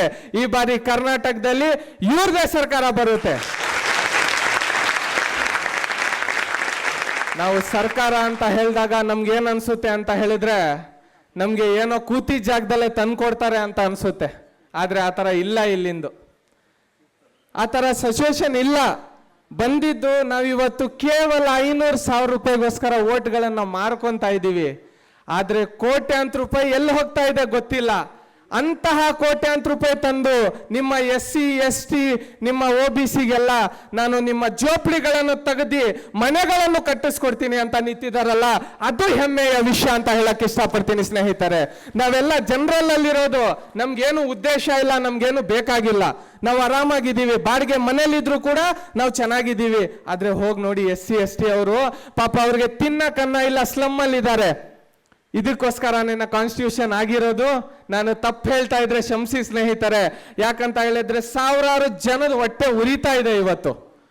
ಅಂಥವ್ರಿಗೆ ಜಾಬ್ ಇಲ್ಲ, ಸೆಕೆಂಡ್ ಇಯರ್ ಹೋದ್ರೆ ಜಾಬ್ ಇಲ್ಲ, ನೀವು ಏನೇ ಓದಿ ಏನೇ ಮಾಡಿ ಜಾಬ್ ಇಲ್ಲ, ಹಂಗಾಗಿದೆ. ಅವ್ರಿಗೆಲ್ಲ ಜಾಬ್ ಕೊಟ್ರೆ, ಒಳ್ಳೆ ಎಜುಕೇಶನ್ ಕೊಟ್ರೆ ಅವರು ದುಡ್ದು ಅವರೇ ಮನೆ ಕಟ್ಕೊಂತಾರೆ, ನಮಗ್ ಕೊಟ್ಟೋ ಉದ್ದೇಶ ಇರಲ್ಲ. ಆದ್ರೆ ಅದು ಕೂಡ ನೀವು ಮಾಡ್ಕೊಡ್ತಾ ಇಲ್ಲ ಅಲ್ಲ ಸ್ನೇಹಿತರೆ. ನಾವು ನಮ್ಮ ಫಂಡಮೆಂಟಲ್ ರೈಟ್ಸ್ ಕೇಳೋದು ನಾವು ತಪ್ಪಾ? ನಾವು ನಿಮ್ಗೆ ಹೇಳ್ತಾ ಇರೋದು ಏನಾದ್ರೂ ತಪ್ಪಿದೆಯಾ ಹೇಳಿ. ನಮ್ಗೆ ಯಾರ್ದು ಏನು ಬೇಕಾಗಿಲ್ಲ. ನಾವೇನಾಗಿದೆ ನಮ್ಮ ಕರ್ನಾಟಕನ ನಾವು ಕರೆಕ್ಟ್ ಮಾಡ್ಕೊಳ್ಳೋಣ. ನಾವು ಫಸ್ಟ್ ಕರೆಕ್ಟ್ ಆಗಿದ್ದೀವ, ನಾವು ಕರೆಕ್ಟ್ ಮಾಡ್ತಾ ಇದ್ದೀವ, 4 ಜನ ನೋಡ್ತಾ ಇದ್ದಾರೆ ನಮ್ಮನ್ನ, ನಾವು ಕರೆಕ್ಟಾಗಿ ಲೈನಲ್ಲಿ ಹೋಗ್ತಾ ಇದ್ದೀರೋ ನೋಡ್ಕೊಳ್ಳೋಣ. ಆಮೇಲೆ ನಾವು ಬೇರೆಯವ್ರ ಬಗ್ಗೆ ಅವ್ರು ಹಿಂಗೆ ಅಂತ ಹೇಳೋಣ ಸ್ನೇಹಿತರೆ. ಫಸ್ಟ್ ನಾವು ಚೆನ್ನಾಗಾಗೋಣ, ಫಸ್ಟ್ 4 ಜನಕ್ಕೆ ತಗೊಂಡು ನಾವು ಬಾಳೋದ್ ಕಲಿಯೋಣ. ಇವತ್ತೇನಾಗಿದೆ ನಮ್ಮ ಜೀವನಗಳಕ್ಕೆ ಎಷ್ಟು ಕಷ್ಟ ಆಗಿದೆ ಅಂತ ಹೇಳಿದ್ರೆ ಸ್ನೇಹಿತರೆ, ಅಷ್ಟು ಕಷ್ಟ ಮಾಡಿಕ್ಕಿದ್ದಾರೆ. ನಾವು ಕೇವಲ ಓಟು ಮಿಷಿನ್ ಟೀಟ್ ಅನ್ನೋವರೆಗೂ ನಮಗೆ ನಿಲ್ಸಿರ್ತಾರೆ, ಅದಾದ್ಮೇಲೆ ನಾವೆಲ್ಲ ವೇಸ್ಟ್ ಬಾಡಿಗಳು. ಹಂಗಾಗಿದೆ ನಮ್ಮ ಜೀವನಗಳು ಇವತ್ತು. ನಮ್ಮ ಜೀವನಗಳು ಇವತ್ತು ಒಂದು ತಂಗಿ ಮದುವೆ ಮಾಡಬೇಕು ಅಂತ ಹೇಳಿದ್ರೆ 5 ಲಕ್ಷ 10 ಲಕ್ಷ. ಆಗಿನ ಕಾಲದಲ್ಲಿ ಬರೀ ಒಂದು ಮನೆಯಿಂದ ಒಂದು ಮನೆ ನೋಡ್ಕೊಂಡು ಫ್ರೀಯಾಗಿ ಮದುವೆ ಮಾಡ್ಕೊಂಡು ಹೋಗ್ತಾ ಇದ್ರು. ಇಂತಹ ಕಾಲವನ್ನು ಹೋಗಿ ಈ ಕಾಲನೂ ಬಂದಿದೆ. ಇವತ್ತು ನಾವು ನೋಡ್ತಾ ಇದ್ದೀವಿ, ಯಾವ ರೀತಿ ನಮ್ಮ ಕರ್ನಾಟಕ ಹೋಗ್ತಾ ಇದೆ ಅಂತ ಹೇಳ್ಬಿಟ್ಟು. ನಾವು ಸಣ್ಣ ಪುಟ್ಟಕ್ಕೆ ಜಗಳ ಆಡ್ಕೊಂಡು ಒಬ್ರು ಕಂಡ್ರೆ ಒಬ್ರು ಆಗಲ್ಲ, ಅವ್ರು ಕಂಡ್ರೆ ಇವ್ರಿಗಾಗಲ್ಲ, ಅದು ಇದ್ದೇ ಇದೆಯಲ್ಲ. ಅದನ್ನೆಲ್ಲ ಬಿಟ್ಟು ಅದನ್ನೆಲ್ಲ ಮರ್ತಿ ನೀವೆಲ್ಲ ನಮ್ಗೆ ಒಂದೇ ಕೈ ಜೋಡಿಸಿದ್ರೆ ಇನ್ಶಾ ಅಲ್ಲಾ ತಾಲ ನಾವು ನಿಮ್ಮ ಜೊತೆಗಿದ್ದೀವಿ. ನಿಮ್ಮ ಬೇಕಾಗಿರೋ ಹಕ್ಕು ಸರ್ಕಾರ ಯಾವ್ದೇ ಇರಲಿ ನಾವು ಕೊಡ್ಸೋಕ್ಕೋಸ್ಕರ ನಾವು ರೆಡಿ ಆಗಿದ್ದೀವಿ ಸ್ನೇಹಿತರೆ. ನಮ್ಮೊಂದಿಗೆ ಕೈ ಜೋಡಿಸಿ ನೀವೆಲ್ಲರೂ ಕೂಡ. ನಾವೆಲ್ಲ ಒಂದಾಗಿ ನಮ್ಮ ಹಕ್ಕು, ನಮ್ಮ ಫಂಡಮೆಂಟಲ್ ರೈಟ್ಸ್ನ ನಾವು ಕೇಳೋ ಅಂತ ಸಮಯ ಬಂದಿದೆ. ಆ ಸಮಯವನ್ನು ನಾವು ಯಾವುದೇ ಕಾರಣಕ್ಕೂ ಕಳ್ಕೊಳ್ಳಲ್ಲ. ಅದು ಈ 2018ರ ಚುನಾವಣೆ ನಮಗೆ ಒಂದು ಇತಿಹಾಸದಲ್ಲೇ ಮೊದಲು ನಮ್ಮ ಹೆಜ್ಜೆ. ಆದರೂ ಕೂಡ ಇದನ್ನ ನಾವು ಮುಂದುವರಿಸ್ಕೊಂಡು ಹೋಗ್ತೀವಿ. ಇದು ಇಲ್ಲಿ ಕೇವಲ ಈ ಸ್ಟೇಟ್ಗೋಸ್ಕರ ಅಲ್ಲ, ನ್ಯಾಷನಲ್ ಲೆವೆಲ್ವರೆಗೂ ಹೋಗ್ತೀವಿ ನಾವು. ಇದು ನೀವು ಸಾಥ್ ಕೊಡ್ತಾ ಇರೋದು ನೋಡಿದ್ರೆ ಇನ್ಶಾಲ್ಲಾ ನಾವು ನ್ಯಾಷನಲ್ ಲೆವೆಲ್ವರೆಗೂ ಹೋಗ್ತೀವಿ ಸ್ನೇಹಿತರೆ. मन में है विश्वास तो हम इतिहास बदल देंगे. हम कल की बात नहीं करते, हम आज बदल देंगे. एक बार हमें भी मौका दे के देखो. इस स्टेट की नहीं, सारे देश की सरकार बदल देंगे. हम सिर्फ इस स्टेट की नहीं, सारे देश की सरकार बदल देंगे. ಎಷ್ಟು ಬರ್ತಾ ಇದೆ ಹಣ, ಎಲ್ಲಿ ಹೋಗ್ತಾ ಇದೆ, ಟ್ಯಾಕ್ಸ್ ಪ್ರತಿಯೊಬ್ರು ಕಟ್ತಾ ಇದ್ದಾರೆ. ಇವತ್ತು ಒಂದು ದೋಸೆ ತಿನ್ಬೇಕಂದ್ರೆ ಹೋಟ್ಲಲ್ಲಿ ಹೋಗ್ಬಿಟ್ಟು ನಾವು ಎಷ್ಟು 28%. ಇವತ್ತೇನಾಗ್ಬಿಟ್ಟಿದೆ, ಒಬ್ಬ ಗಂಡ ಹೆಂಡತಿಗೂ ಕೂಡ 72% ಪ್ರೀತಿಸ್ತಾ ಇದ್ದಾನೆ. 28% ಯಾಕಪ್ಪ ಅಂದ್ರೆ ಅದು GST ಅಂತ ಹೇಳ್ತಾ ಇದ್ದಾನೆ. आज हर पति अपनी पत्नी को 72% प्यार करता है, 28% GST में लगा दिया वो बेचारे ने. ಹಿಂಗಾದ್ರೆ ಎಲ್ಲಿವರೆಗೂ ಜೀವನ ಆಗುತ್ತೆ, ಎಲ್ಲಿವರೆಗೂ ನಡೀತದೆ? ಇದೇ ತರ ಎಲ್ಲಿವರೆಗೂ ನಮ್ಮ ದೇಶ ಹೋಗ್ತದೆ? ಎಲ್ಲಿವರೆಗೂ ನಾವು ಹಿಂಗೆ ಇರ್ತೀವಿ? ನೀವುಗಳೇ ದೊಡ್ಡ ಕಾರ್ಗಳಲ್ಲಿ ಓಡಾಡ್ಬೇಕಾ? ನೀವುಗಳೇ ಹೆಲಿಕಾಪ್ಟರ್ ನಿಮ್ಗೆ ಬೇಕಾ? ಅಲ್ಲಿಂದ ಅಲ್ಲಿಗೆ, ಊರಿಂದ ಊರಿಗೆ ಇಳಿಯಕ್ಕೆ ಹೆಲಿಕಾಪ್ಟರ್ ಬೇಕಾ? ನಮ್ ದುಡ್ಡ್ರಿ ಅದು. ಹೆಲಿಕಾಪ್ಟರ್ಗೆ ಹೋಗೋದು ನಮ್ ದುಡ್ಡು. ನಮ್ ಕಷ್ಟಪಟ್ಟು ರೋಡಲ್ಲಿ ತರಕಾರಿ ಮಾಡಿ ಏನೋ ಮಾರಿ ಬೆಳಿಗ್ಗೆ 6 ಗಂಟೆಗೆ ಎದ್ದು ನಾವು ಮಾರ್ಕೆಟ್ಗೆ ಹೋಗಿ ಏನೋ ಮಾಡಿ ನಾವು ತಂದಾಕ್ತಾ ಇರೋದು. ಇಡೀ ದಿನ ಆಟೋ ಓಡಿಸಿದ್ರೆ ಆಟೋಗಳಿಗೆ ಬಾಡಿಗೆ ಸಿಗ್ತಾ ಇಲ್ಲ, ಓಲಾ ಊಬರ್ ಇಂದ. ಇವರೆಲ್ಲ ಯಾರು ಕೇಳ್ತಾರೆ? ನಾವೇ ಕೇಳ್ಬೇಕಾಗಿರೋದು. ನಾವು ನಮ್ಮ ಹಕ್ಕು ಕೇಳೋದು ತಪ್ಪಿದೆಯಾ? ನಮ್ಮಕ್ಕೆ ನಾವು ಕೇಳೋದು ತಪ್ಪಿದೆಯಾ? ಏನಾದರೂ ತಪ್ಪಿದ್ರೆ ಹೇಳಿ, ನಾವು ಹೇಳ್ತಾ ಇರೋದು ತಪ್ಪಿದೆ ಅಂತ ನಾನು ಒಪ್ಕೊಂತೀನಿ ಸ್ನೇಹಿತರೆ. ನಾನು ಚಿಕ್ಕವನು, ಇನ್ನ ನಿಮ್ಮಲ್ಲಿ ಬೆಳಿಬೇಕಾಗಿದೆ ನಾನು. ಇಂಥ ಬೆಳೆಯೋರ್ಗೆ ನೀವು ಕಟ್ ಮಾಡಕ್ ಬಂದ್ರೆ ಇನ್ನು ನಾವು ಬೆಳೆಯಕ್ಕೆ ಸಾಧ್ಯ ಇದೆಯಾ? ನೀವೆಲ್ಲ ಸಪೋರ್ಟ್ ಮಾಡ್ಬೇಕು ತಾನೇ ನಮ್ಮ MEPಗೆ. ನೀವು ಇವತ್ತು ಎಷ್ಟು ಜನ ನಮಗೆ ಸೇರಿದ್ದೀರಾ? ಇವತ್ತು ಇಡೀ ಕರ್ನಾಟಕ ನಮಗೆ ನೋಡ್ತಾ ಇದೆ ಸ್ನೇಹಿತರೆ, ನಾವು ಯಾವ ರೀತಿ ಕೆಲಸ ಮಾಡ್ತಾ ಇದ್ದೀವಿ, ನಾವು ಯಾವ ರೀತಿ ಇದ್ದೀವಿ ಅಂತ ಹೇಳ್ಬಿಟ್ಟು. ಅದಕ್ಕೋಸ್ಕರ ಸ್ನೇಹಿತರೆ ನಾನು ಏನು ಹೇಳಕ್ ಇಷ್ಟಪಡ್ತೀನಿ ಅಂದ್ರೆ, ಇಷ್ಟು ದಿನ ನಡೀತು ಓಕೆ, ನೋ ಪ್ರಾಬ್ಲಮ್. ಇನ್ಮೇಲೆ ಆದ್ರೂ ಒಂದು ಒಳ್ಳೆ ಸಮಾಜ ಕಟ್ಟೋಣ. ಅದಕ್ಕೆ ನಮ್ಮ ಸ್ಫೂರ್ತಿಯಾಗಿ ಡಾಕ್ಟರ್ ನೌಹೇರಾ ಶೇಖ್ ಮೇಡಮ್ ಅವರನ್ನ ತಕೊಂಡು ನಾವು ಒಂದು ಒಳ್ಳೆ ಸಮಾಜ, ಒಳ್ಳೆ ಕರ್ನಾಟಕವನ್ನು ಕಟ್ಟೋಣ. ನಾವು ಇಲ್ಲಿವರೆಗೂ ಮಾತಾಡಿದ್ದು, ಕೇಳಿದ್ದು, ಟಿವಿಲಿ ನೋಡಿದ್ದು, ನ್ಯೂಸಲ್ಲಿ ನೋಡಿದ್ದು ಬೇಕಾಗಿಲ್ಲ. ಇನ್ನು ನಮ್ಮ ರೈಟ್ಸ್ಗೋಸ್ಕರ ಇಡೀ ಕರ್ನಾಟಕವನ್ನು ಜೊತೆಗೆ ತಗೊಂಡು ಹೋಗೋಣ. ಯಾರಿಗೂ ಏನಾದ್ರೂ ಒಂದು ಪ್ರಾಬ್ಲಮ್ ಆಯ್ತಾ, ಒಬ್ರು ಇಬ್ರು ಪೊಲಿಟಿಷಿಯನ್ ಬೇಕಾಗಿಲ್ಲ, ಎಲ್ಲರೂ ಹೋಗಿ ನಿಂತ್ಕೊಂಡು ನಾವು ನ್ಯಾಯ ಕೇಳೋಣ ಅಂತ ಸಮಯ MEP ಪಾರ್ಟಿ ನಮಗೆ ತಂದು ಕೊಟ್ಟಿದೆ ಸ್ನೇಹಿತರೆ. ಅದಕ್ಕೋಸ್ಕರ ನಿಮ್ಮಲ್ಲಿ ಕೈ ಮುಗಿದು ನಾನು ಕೇಳ್ಕೊಂತೀನಿ, ಏನಂತ ಹೇಳಿದ್ರೆ, ನೀವೆಲ್ಲರೂ ಸ್ಪಂದಿಸಿದ್ದೀರಾ. ಈ ಸತಿ ನಮಗೆ ಗೆಲುವುಕ್ಕೂ ನೀವೇ ಕಾರಣ ಆಗ್ತೀರಾ. ಈ ಸತಿ ನಮಗೆ ಗೆಲ್ಲುಕ್ಕೋಸ್ಕರ ನೀವು ಅವಕಾಶವನ್ನು ಮಾಡಿಕೊಡ್ತೀರಾ ಅಂತ ಹೇಳೋಕ್ಕೋಸ್ಕರ ಈ ಅಬ್ಕಿ ಬಾರ್ MEP ಸರ್ಕಾರ ಅಂತ ಹೇಳ್ತಾ ನನ್ನ 2 ಮಾತನ್ನು ಮುಗಿಸ್ತಾ ಇದ್ದೀನಿ. ಧನ್ಯವಾದಗಳು ಸ್ನೇಹಿತರೆ.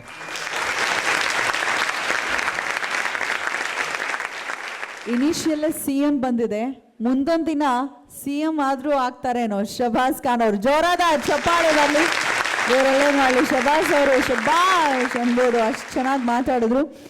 ಹಿಂದೂ ಮುಸ್ಲಿಂ ಸಿಖ್ ईसाई सब है भाई भाई, प्रेम पाश में बंदे रहे तो होगी नहीं लड़ाई. एक है मंदिर मस्जिद गिरजा, एक है मंदिर मस्जिद गिरजा, अलग नहीं गुरुद्वारा है. उठो हिंद के वीर सबूतो, मैडम ने आप लोगों को पुकारा है. आवाज दो हम एक है. ನೀವು ನನ್ನ ಜೊತೆ ರಿಪೀಟ್ ಮಾಡಿ, आवाज दो. Thank you so much. I kindly request Janab sir to please come on stage. Good evening to all my dear friends. Empowering women in India is very necessary. To bring gender equality, our country is still a developing country and our economic status is still very low. Comparatively, we still evidence women are forced to do household works. Thus, we still don't realize women are the half power of the nation. And combining the male, we can form full form of the power of a country. The day when the full power of a country would start working, no other country would be powerful than India. Yatra naryeshu pujante ತತ್ರ ರಮಂತೆ ದೇವತಾಹ ಅಂತಾರೆ.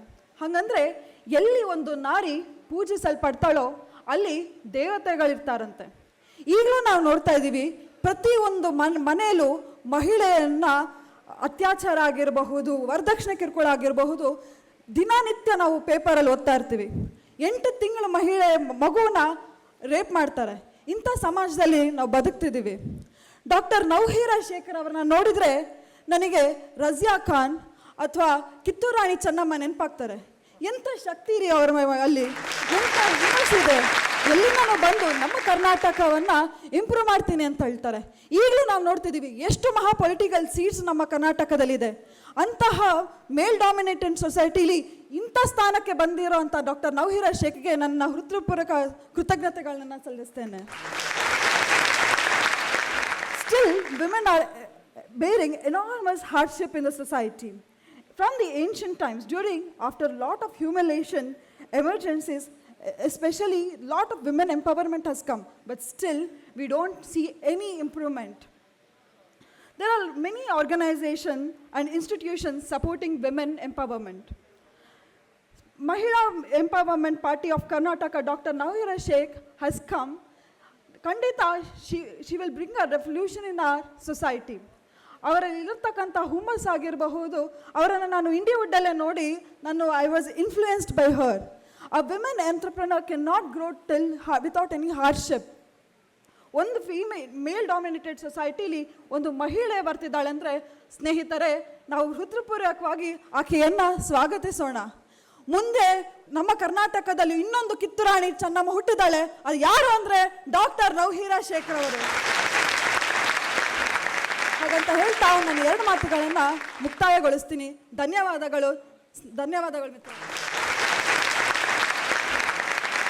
ಸೌಜನ್ಯ ಹೆಸರಿಗೆ ತಕ್ಕ ಹಾಗೆ ಬಹಳ ಸೌಜನ್ಯ ತುಂಬಿದಂತಹ ನುಡಿಗಳು ಅರ್ಥಪೂರ್ಣವಾಗಿತ್ತು. ಧನ್ಯವಾದಗಳನ್ನ ಸಮರ್ಪಿಸ್ತಾ ಈಗ ಬರ್ಮಾಡ್ಕೊಳ್ಳೋಣ international diplomat, grand Mufti of India Mufti Mansoor Zai to address the gathering with a round of applause. मेरे मुल्क के जवानों, मेरे अजीज दोस्तों, डाइस पर बैठे हुए तमाम मुअज़्ज़ज़ मेहमान, खसूस बिलखसूस हम सब की उम्मीद, डूबते को तिनके का सहारा, निकलता हुआ खूबसूरत सूरज, जिसे हम डॉक्टर नौहिरा शेख के नाम से याद करते और जानते हैं। बड़ी मोहब्बतों के साथ चंद मिनट के लिए हाजिर आया हूं। पहली मर्तबा आपके रूबरू हुआ हूं। शायद आप मेरी आवाज़ और मेरी बातों को यकीनन अच्छी तरीके से समझते होंगे, चूंकि आप उर्दू दां भी हैं और कन्नड़ ज़बान पर भी आप सबको अबूर हासिल है। इंसान जब इंसानियत को खो रहा है, जालिम ताकतें पूरी दुनिया में पुरअशोब माहौल पैदा कर रही हैं, जब एक प्यासे को पानी की ज़रूरत होती है, शिद्दत प्यास से जब इंसान तड़पता है, तकलीफ और आहो बका की जब बातें करता है, तो उसे एक सहारे की जरूरत होती है।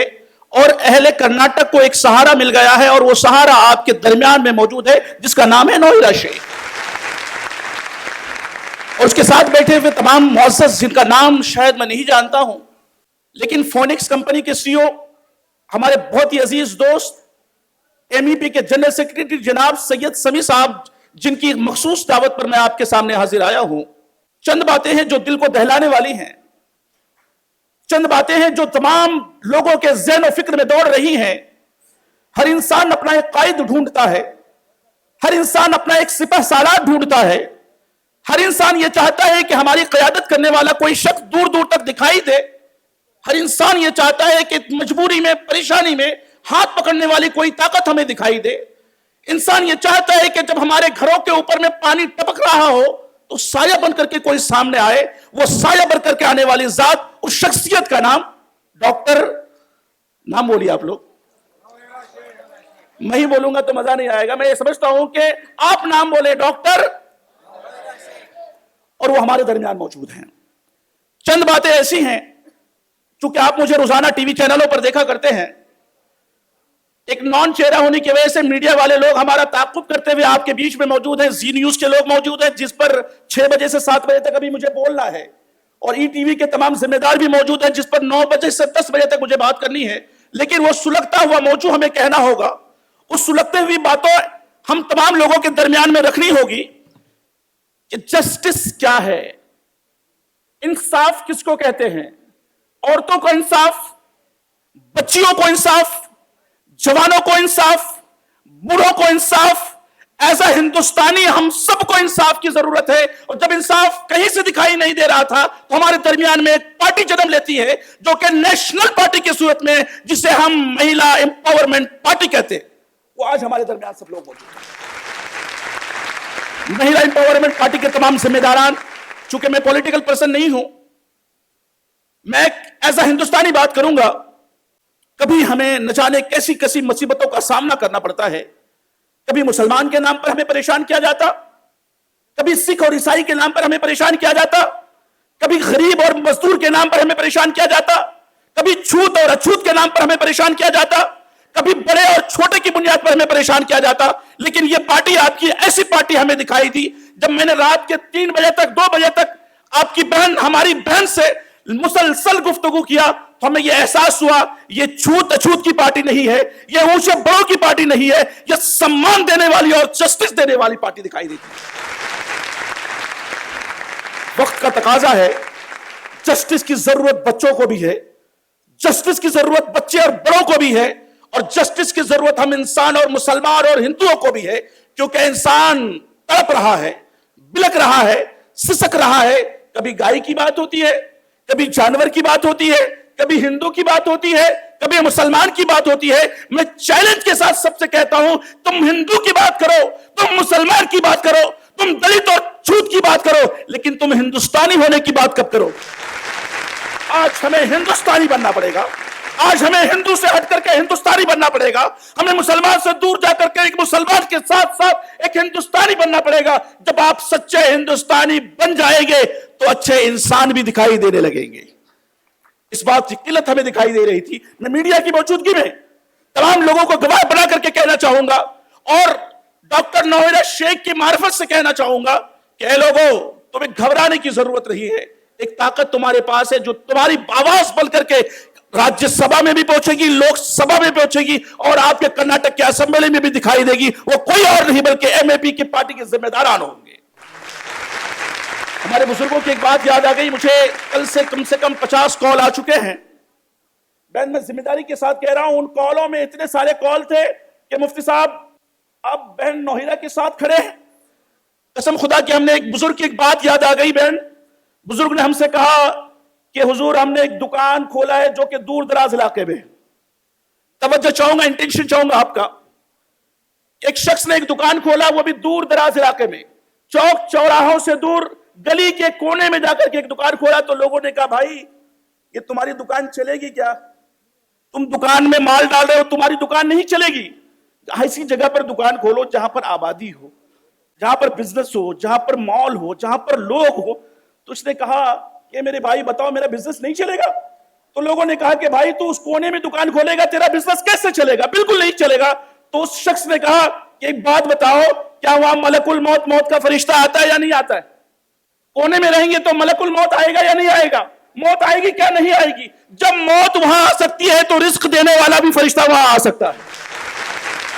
याद रखें कि दूर दराज इलाके की बात ना करके मैं इस मौजू पर आना चाहूंगा कि कर्नाटक से इसकी शुरुआत क्यों हुई, दिल्ली से क्यों नहीं हुई, बॉम्बे से क्यों नहीं हुई, दूसरे बड़े शहरों से क्यों नहीं हुई। कर्नाटक से इसलिए शुरू हुई है कि जब लोग कर्नाटक से एमपी एमएलए बन करके वहां पहुंच सकते हैं तो हमारी बहन कर्नाटक से एमपी एमएलए तैयार करके असेंबली में क्यों नहीं भेज सकती? जब वहां पर ताकत आ सकती है, जब बम्बई में ताकतें मिल सकती हैं, जब कलकत्ता में ताकतें मिल सकती हैं, जब मद्रास में ताकतें मिल सकती हैं, जब दिल्ली की तख्तों में ताकत मिल सकती है, तो कर्नाटका की आवाम, कर्नाटका के जवान, कर्नाटका के हिंदू, कर्नाटका के मुसलमान सब आपके पास आकर के आपको ताकत देते हुए नजर आएंगे। बट शर्त है उम्मीदों पर खरा उतरना, यतीमों का सहारा देना, औरतों की ताकत बनना, बेवाओं के साथ खड़े होना, पानी प्यासे को पानी पिलाना, भूखों को खाना खिलाना, निछत वाले को छत देना। अगर आपने ये काम किया मेरी बहन, मैं दावे के साथ कह सकता हूं दिन दूर नहीं है जब लोग एक चमकते हुए सितारे को, चमकते हुए सूरज को असेंबली में भी गूंजते हुए देखेंगे। आप सब देखेंगे। आज मैंने सुबह सुबह जैसे ही मेरा स्टेटमेंट तोगड़िया के खिलाफ, विश्व हिंदू परिषद के खिलाफ दिया, उन लोगों से हमने कहा, जिन लोगों ने कहा था ताजमहल को खत्म कर देंगे, ताजमहल को तेजू महल में बदल देंगे, तो मैं आपको गवाह बना करके कहता हूं, मैंने ये स्टेटमेंट दिया है जिस पर अभी 6 बजे से जी न्यूज पर खबर नश्र होनी है कि जो लोग हमारे धरोहर के साथ, जो लोग हमारी अना के साथ, जो लोग हिंदुस्तान की आन बान शान के साथ खेलने की कोशिश करेंगे, जो हिंदुस्तान के नाक कान काटने की कोशिश करेंगे, कसम खुदा की आपका ये मुफ्ती उनके नाक कान काट करके प्राइम मिनिस्टर के पास पेश कर देगा और ये कहते हुए पेश करेगा कि हिंदुस्तान के साथ खिलवाड़ नहीं होगा, हिंदुस्तानियों के साथ खिलवाड़ नहीं होगा, अवाम के साथ खिलवाड़ नहीं होगा, गरीब के साथ खिलवाड़ नहीं होगा, बच्चे बूढ़ों के साथ खिलवाड़ नहीं होगा। खिलवाड़ बिल्कुल बर्दाश्त नहीं करेंगे और इसीलिए इंपावरमेंट की जरूरत है, ताकत की जरूरत है, एकताई की जरूरत है। और एकताई की मिसाल कर्नाटक की सरजमीन पर जब मैं देखता हूं तो नौहिरा की शक्ल में हमें दिखाई देता है और मुझे उम्मीद है कि आने वाले दिनों में, आने वाले कर्नाटक के इलेक्शन में आप लोग यकजहती के साथ, जिम्मेदारी को समझते हुए ऐसी जगह जाएंगे, ऐसे के साथ खड़े होंगे जो आपकी ताकत बन सकती है। मेरे प्यारे दोस्तों, वक्त की नजाकत भी है, बहुत सारे मेहमानों को आपको सुनना भी है, लेकिन मैं बताऊं आपको कि हिंदुस्तान के लोग, हिंदुस्तान की आवाम क्या चाहती है, वो सुनना क्या चाहती है, वो देखना क्या चाहती है। हर इंसान चाहता है कि हमारा कारोबार हो जाए, हमारा जवान मारा जा रहा है, हमारे लोग शहीद हो रहे, बॉर्डर पर रोज हमले हो रहे, हमारे जवानों के आंसू टपक रहे हैं, उनके खून बह रहे हैं, उनकी मां आंखों से आंसू जारी है, हाथों से, कपड़े से, दामन से तर हो गए हैं आंसुओं से, उसके बहन बेवा हो रही है, मां तड़प रही है, बहन बिलक रही है। वो लोग जो समझते हैं कि हिंदुस्तान के लोगों का खून बहता रहेगा, मैं बता देना चाहता हूं उस हुकूमत को भी, ये पकौड़े कब तक तलते रहेंगे? ये पकौड़े और छिलक के तलने का टाइम नहीं है, बल्कि पाकिस्तान पर हमला करके उसको जवाब देने का वक्त है, ताकि हिंदुस्तान के लोग महफूज रह सकें। हम नेशनलिस्ट हैं, हम हिंदुस्तानी हैं, अपने मुल्क से वो मोहब्बत रखते हैं। क्यों रखते हैं? ये किसी के बाप की जमीन नहीं, मेरे आदम अलैहिस्सलाम की जमीन है, हम सबके बाप की जमीन है। वो लोग याद रखें जो ये समझते हैं कि हम इनकी जमीनें छीन लेंगे, कसम खुदा की पूरी कायनात अल्लाह ने तो हम सबके लिए बनाया है, और ये जमीन आपकी कोई छीन नहीं सकता। ये आपके आंसू पोंछने के लिए, आपके हाथों में रुमाल देने के लिए, आपके भूखे पेट पर, जिस्म पर खाने पहुंचाने के लिए, आपके सरों पर छत देने के लिए एक ऐसी औरत। मर्दों को तो थोड़ा शर्म आ जाना चाहिए था हमारे हिंदुस्तान के लोगों को, कि अब औरत ही हमारी क़यादत करते हुए दिखाई दे रही है। पैसे की जरूरत होती है तो नौहिरा शेख दिखाई देती है, दौलत की जरूरत होती है तो नौहिरा शेख दिखाई देती है। जब हमें पैसे की जरूरत में नौहिरा दिखाई देती है तो क़यादत में भी हमें नौहिरा ही दिखाई देगी। पूरे हिंदुस्तान के लोग और खसूसन कर्नाटका, जो कि आज थोड़े दिनों के बाद असेंबली का इलेक्शन होना है, तो मुझे उम्मीद है कि आने वाले दिनों में आप वो काम करके दुनिया वालों को दिखाएंगे कि हिंदुस्तान की सरहदों पर अपने जवानों को कत्ल नहीं होने देंगे, हिंदुस्तान की सरहदों पर अपने आर्मी और बीएसएफ के लोगों का चेहरा मस्ख नहीं होने देंगे, और पूरे हिंदुस्तान की आवाम ये आवाज लगाएंगे आज इस स्टेज से, ए मिस्टर मोदी साहब, आप हिंदुस्तान के तमाम लोग, अगर आपके पास फोर्सेस कम है तो आप बता दीजिए, हिंदुस्तान का हिंदू और मुसलमान खड़े होकर के, सफारा होकर के, बॉर्डर पर पहुंचकर अपनी जान देने के लिए भी तैयार होगा, क्योंकि ये जमीन हमें बचाने का वक्त आ गया।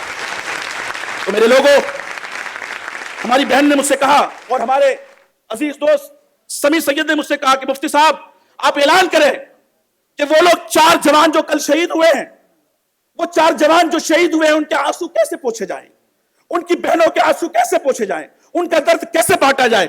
हमारे समी सैयद ने कहा कि आपस में मैं बात करता हूं हजरत, और उन तमाम 4 लोगों को 2-2 लाख का नजराना कर्नाटक की सरजमीन से अगर कोई पहला भेजने वाली जात होगी, वो नौहिरा शेख की जात होगी। मदद करने के लिए हम आगे आए, प्यार दिखाने के लिए हम आगे आए, खून बहाने के लिए हम आगे आए, हिंदुस्तान को बचाने के लिए आगे आए, और फिर भी कहे जाए हम गद्दार। तो लोगों, हम गद्दार नहीं, हम वो वफादार हैं जिनके वफादार दोस्तों ने अब्दुल हमीद बनकर के हिंदुस्तान की बका की थी।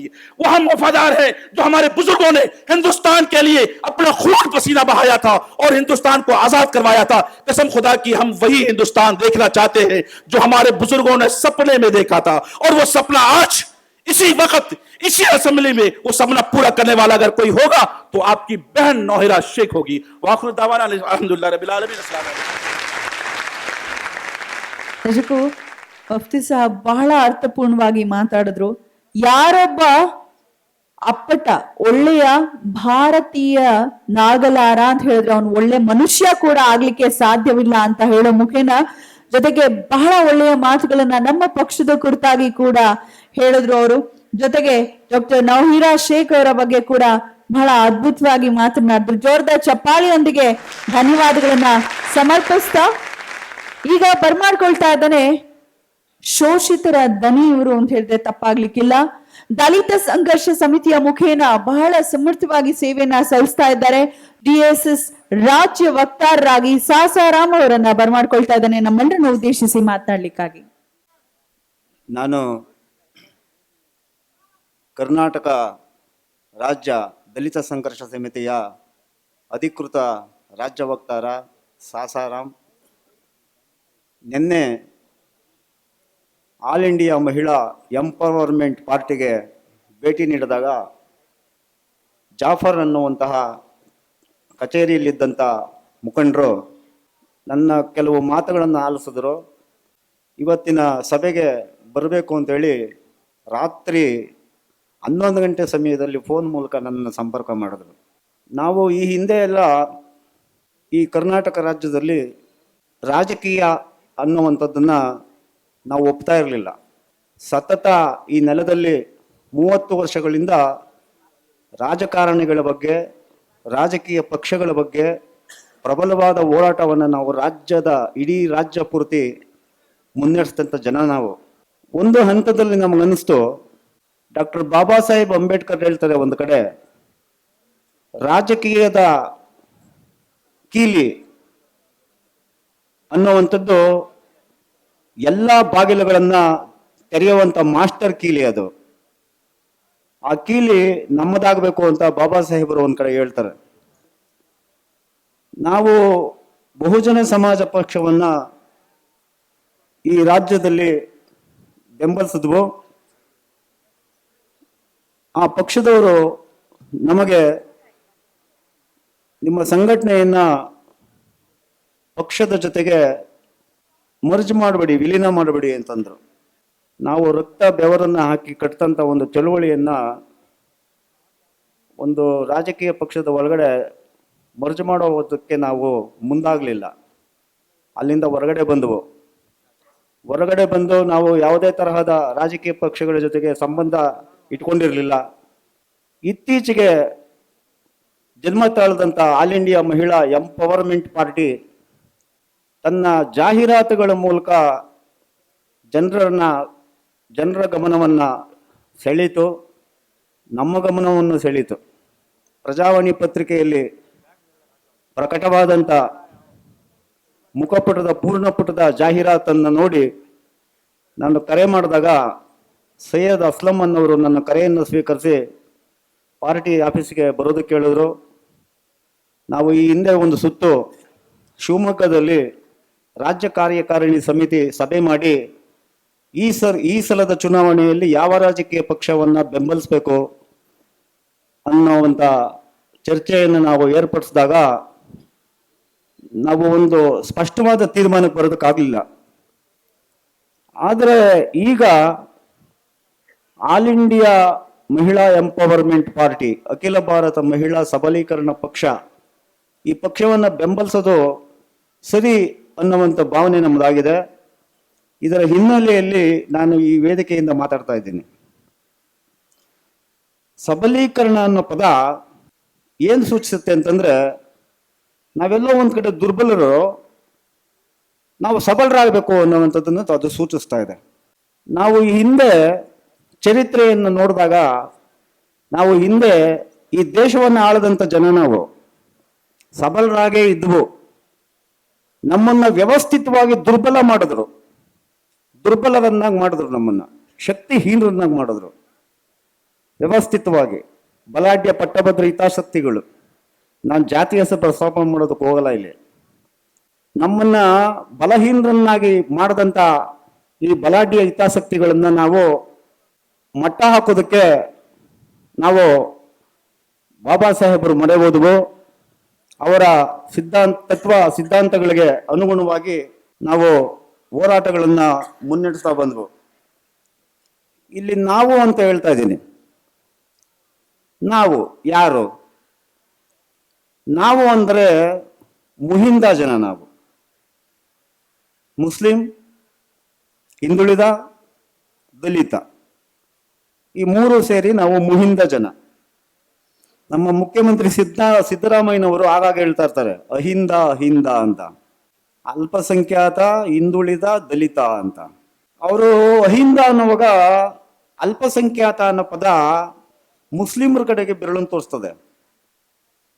ಆದ್ರೆ ನಿಜಕ್ಕೂ ನೋಡಿದ್ರೆ ಮುಸಲ್ಮಾನರು ಅಲ್ಪಸಂಖ್ಯಾತರಲ್ಲ. ಇದು ಕಟು ವಾಸ್ತವ. ನಮ್ಮನ್ನು ಅಲ್ಪಸಂಖ್ಯಾತರು, ಮೈನಾರಿಟಿ ಜನ ಅಂತ ಕರೆಯುವಂಥದ್ದು ಅದು ವ್ಯವಸ್ಥಿತ ಒಳ ಪಿತೂರಿ. ಅದು ಈ ಪಿತೂರಿ ಇದೆಯಲ್ಲ, ಇದು IAS ಕ್ಯಾಟಗರಿ ಜನರು ಹೂಡಿರುವಂತ ಪಿತೂರಿ ಇದು. ನಾವು ದೇಶದಲ್ಲಿ ಮುಸಲ್ಮಾನರು 13% ಜನ ಇದ್ದೀವಿ, ಬ್ರಾಹ್ಮಣರು 3% ಜನ ಇದ್ದಾರಪ್ಪ. 3% ಇರೋ ಬ್ರಾಹ್ಮಣರನ್ನ ಯಾರು ಅಲ್ಪಸಂಖ್ಯಾತರಂತ ಕರೆದಿದ್ದೇ ಇಲ್ಲ. ಆದ್ರೆ 13% ಇರುವಂತ ನಮ್ಮನ್ನ ಅಲ್ಪಸಂಖ್ಯಾತರಂತ ಕರೀತಾರಲ್ವಾ, ಮೋಸ ಅಲ್ವಾ?